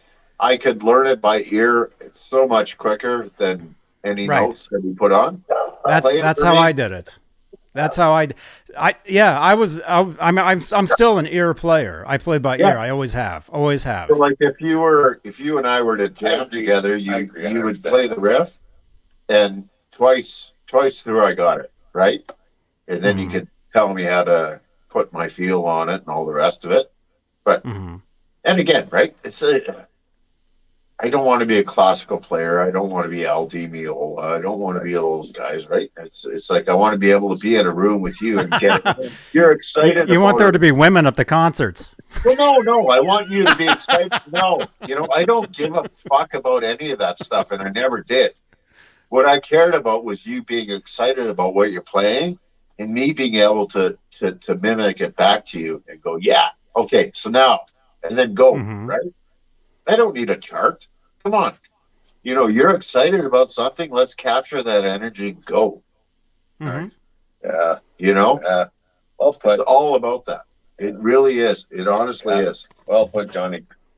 That's where it's at. And it doesn't matter if you're a Ben Coombs player or a Ingve player, or Ingve's fine. So, but if you're, a Paul Gilbert's a perfect example, right? Because he would sit here and he would Hang jam on. with us. He would jam with all three of us, There we go. and it would be awesome. There's a And selfie.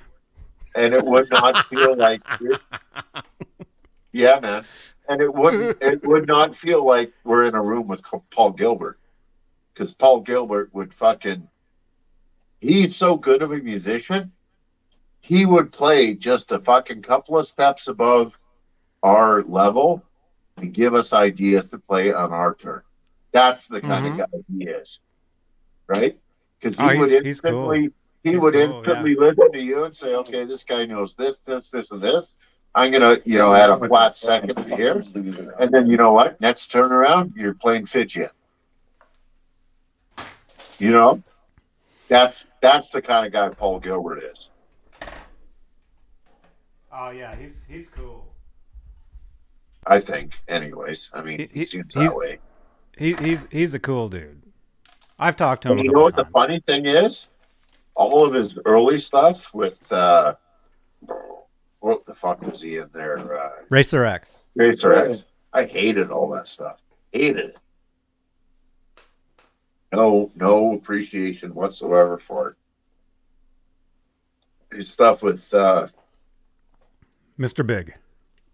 Green Tinted 60s Mine is one of my favorite songs. Like, really? Oh, I mean, it's that's just cool, man. It's a simple song, right? But he played so tasty, and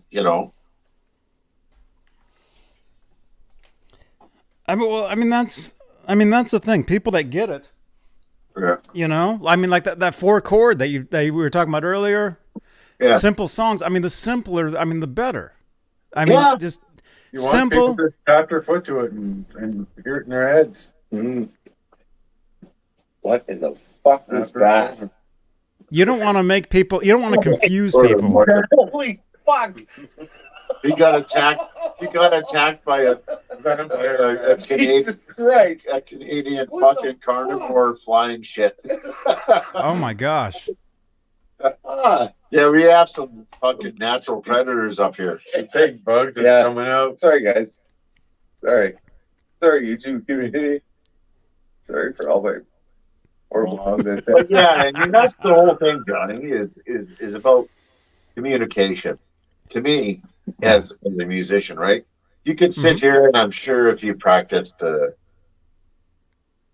whatever the fuck it was you wanted to practice, right? I could sit there and go, Jesus, that's great.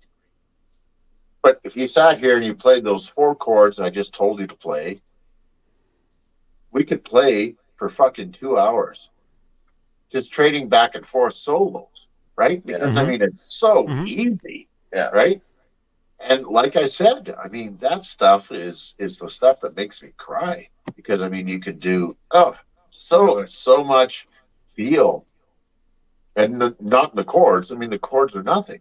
But, how you express yourself, there's no goofy chord changes or anything like that. It's all very simple. And you can play pentatonics over it, or you can play harmonic minors, or you can, which all of that shit doesn't matter. Just play.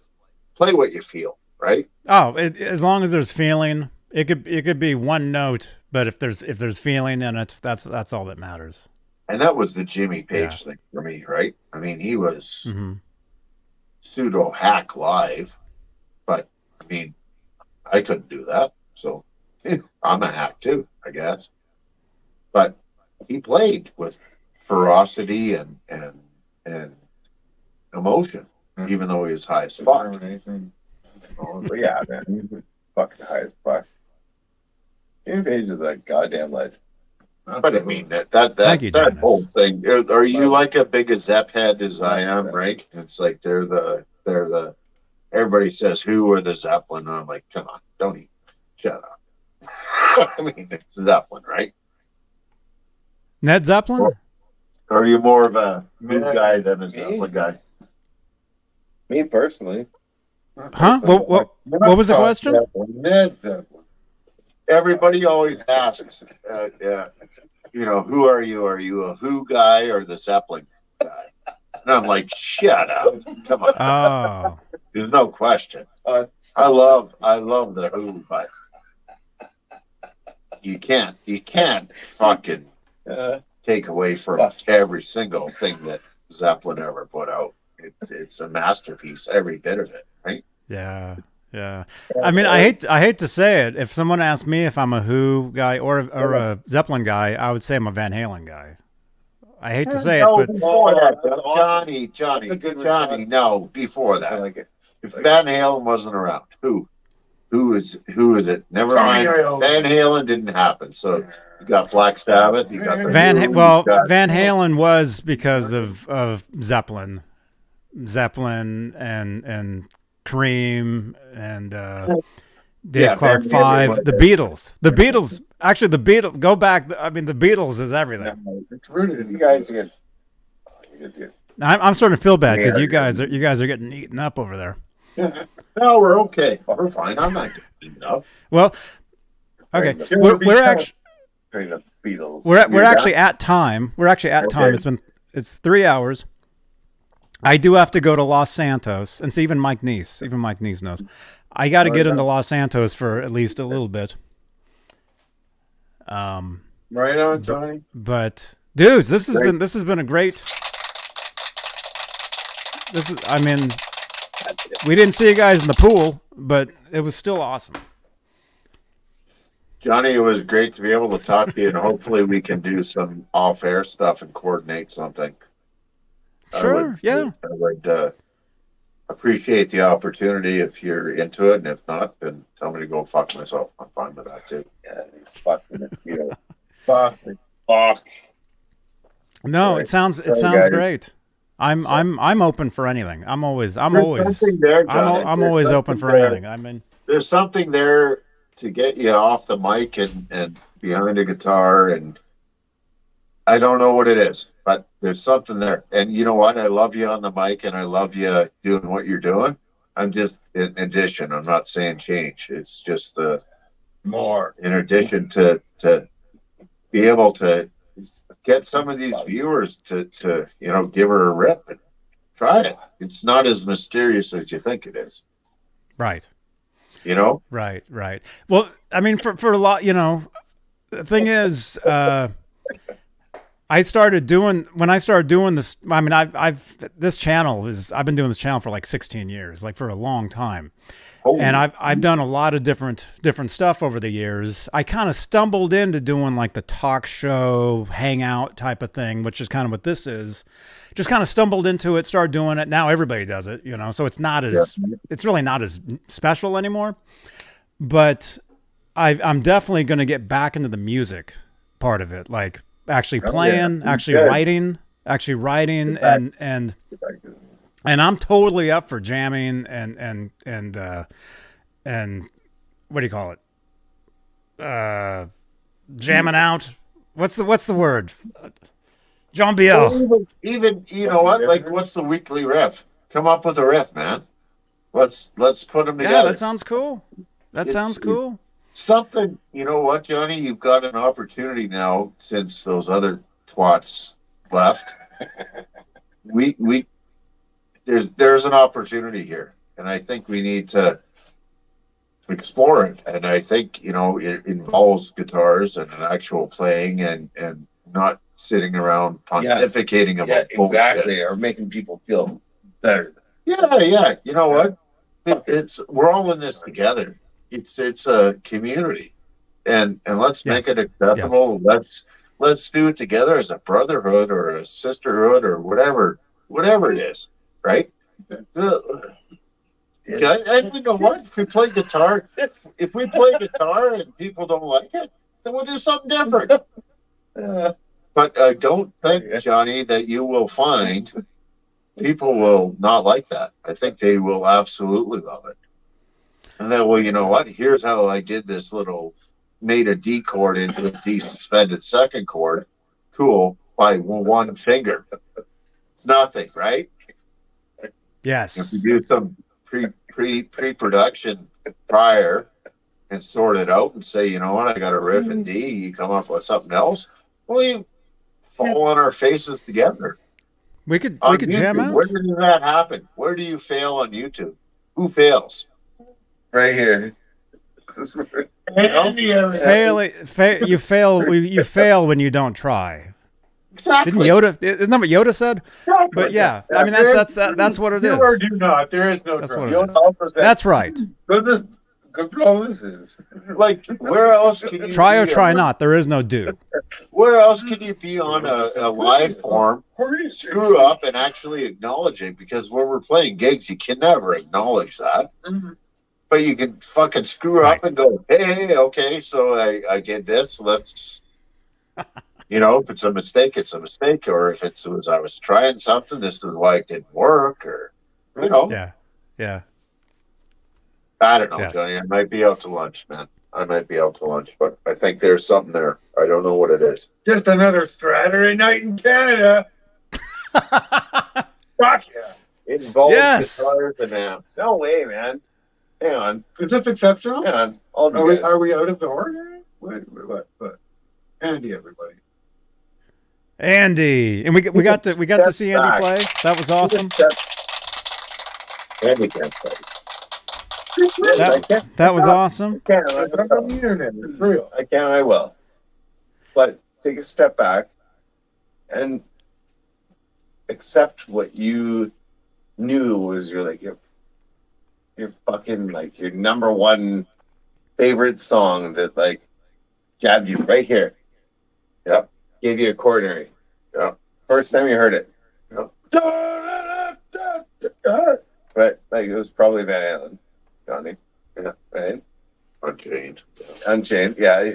Right? Fucking right. Yeah, it was. Me too. It was Unchained. Unchained. Like, I mean, come on. He's done. Right? give me a He's fucking. He left. That's off there, but we're still on our way. Yeah. But that's Huh? unreal. I see Unreal. Did it change? guitar riff. Did it Unreal change? guitar riff. Did it change? No, I'm still here. Yeah. I'm still here. What happened? What did you see? We got a You got a commercial? Okay, yeah. Yeah. I just ran. I have the ability to run commercials now anytime I want. So that's what I just ran an ad. It was an experiment. Cool, man. So there you go. Yeah, I'm still here though. No, it'll come back. It'll come back. Unchained, man. Unchained was my like that man. It hits you like a fucking kick to the face. That whole Right? is the best. You want to get kicked in the face? Listen to Van Halen. And again, And Like, like, like the swing and the boogie. And they should have named their album "Kick You in the Fucking Face." that's How fucking rad they are. that's one of their most accessible Yeah. riffs as a guitar player, right? Right? Oh. I'm gonna burn just thinking about It it. makes you want to swing with your pinky. Unless you have no natural rhythm. I know. You know, players. I don't know.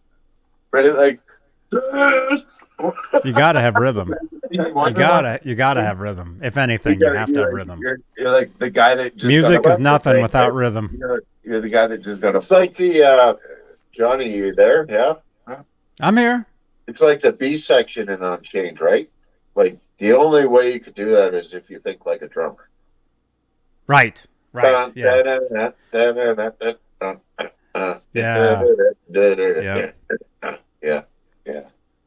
Mm-hmm. Yeah, that's awesome. All right, we got a split. Everybody Yeah, go ahead. watching this, if everybody came back from the commercial, thank you for watching. Are we still here? Can you guys see us? Let me know. Let me know. Are we here? Yeah, I think we're here. Oh, Thank you so much, channel members. Thank you for all your continued support for this channel and these shows. And if I can show, is it this one? I think it's that one. Thank you, channel members. Are you kidding me? That's way Johnny, Thank you. Play Yes. us a riff. Johnny, Yes. Was the comments good or bad? I can't read them. I think we're all good, brother. We're so fucking far in there. We're coming out the other side. Was it We're still positive live. or negative? We're still on. Hang on. We're still here. Thank you, channel members. Thank you, Mike Neese. Mike Neese, thank you actually for the donation, the PayPal. I saw that earlier. Thank you, Mike Neese. Thank you for all your support, man. You guys rock. And if you guys want to continue partying on for a little bit, I will be over in Los Santos doing some GTA. I think Trev knows. I'm gonna be Trev knows all about the Twitch. I'll drink myself away. Look at that. Live on Twitch. I'll be live on Twitch. Look at these fucking disaster cocksuckers, right? You kidding me? I think I still. All right, drink that. I think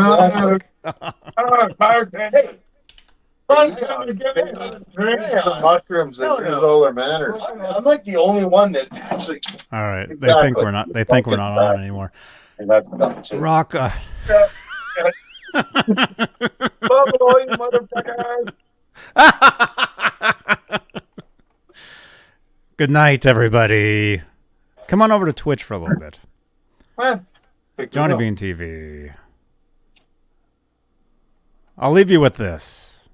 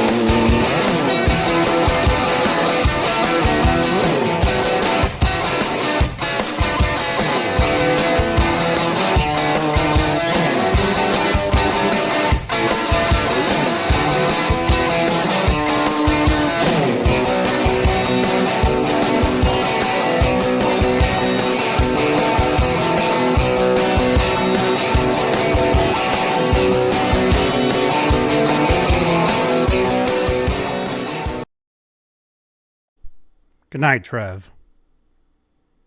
See you soon, brother.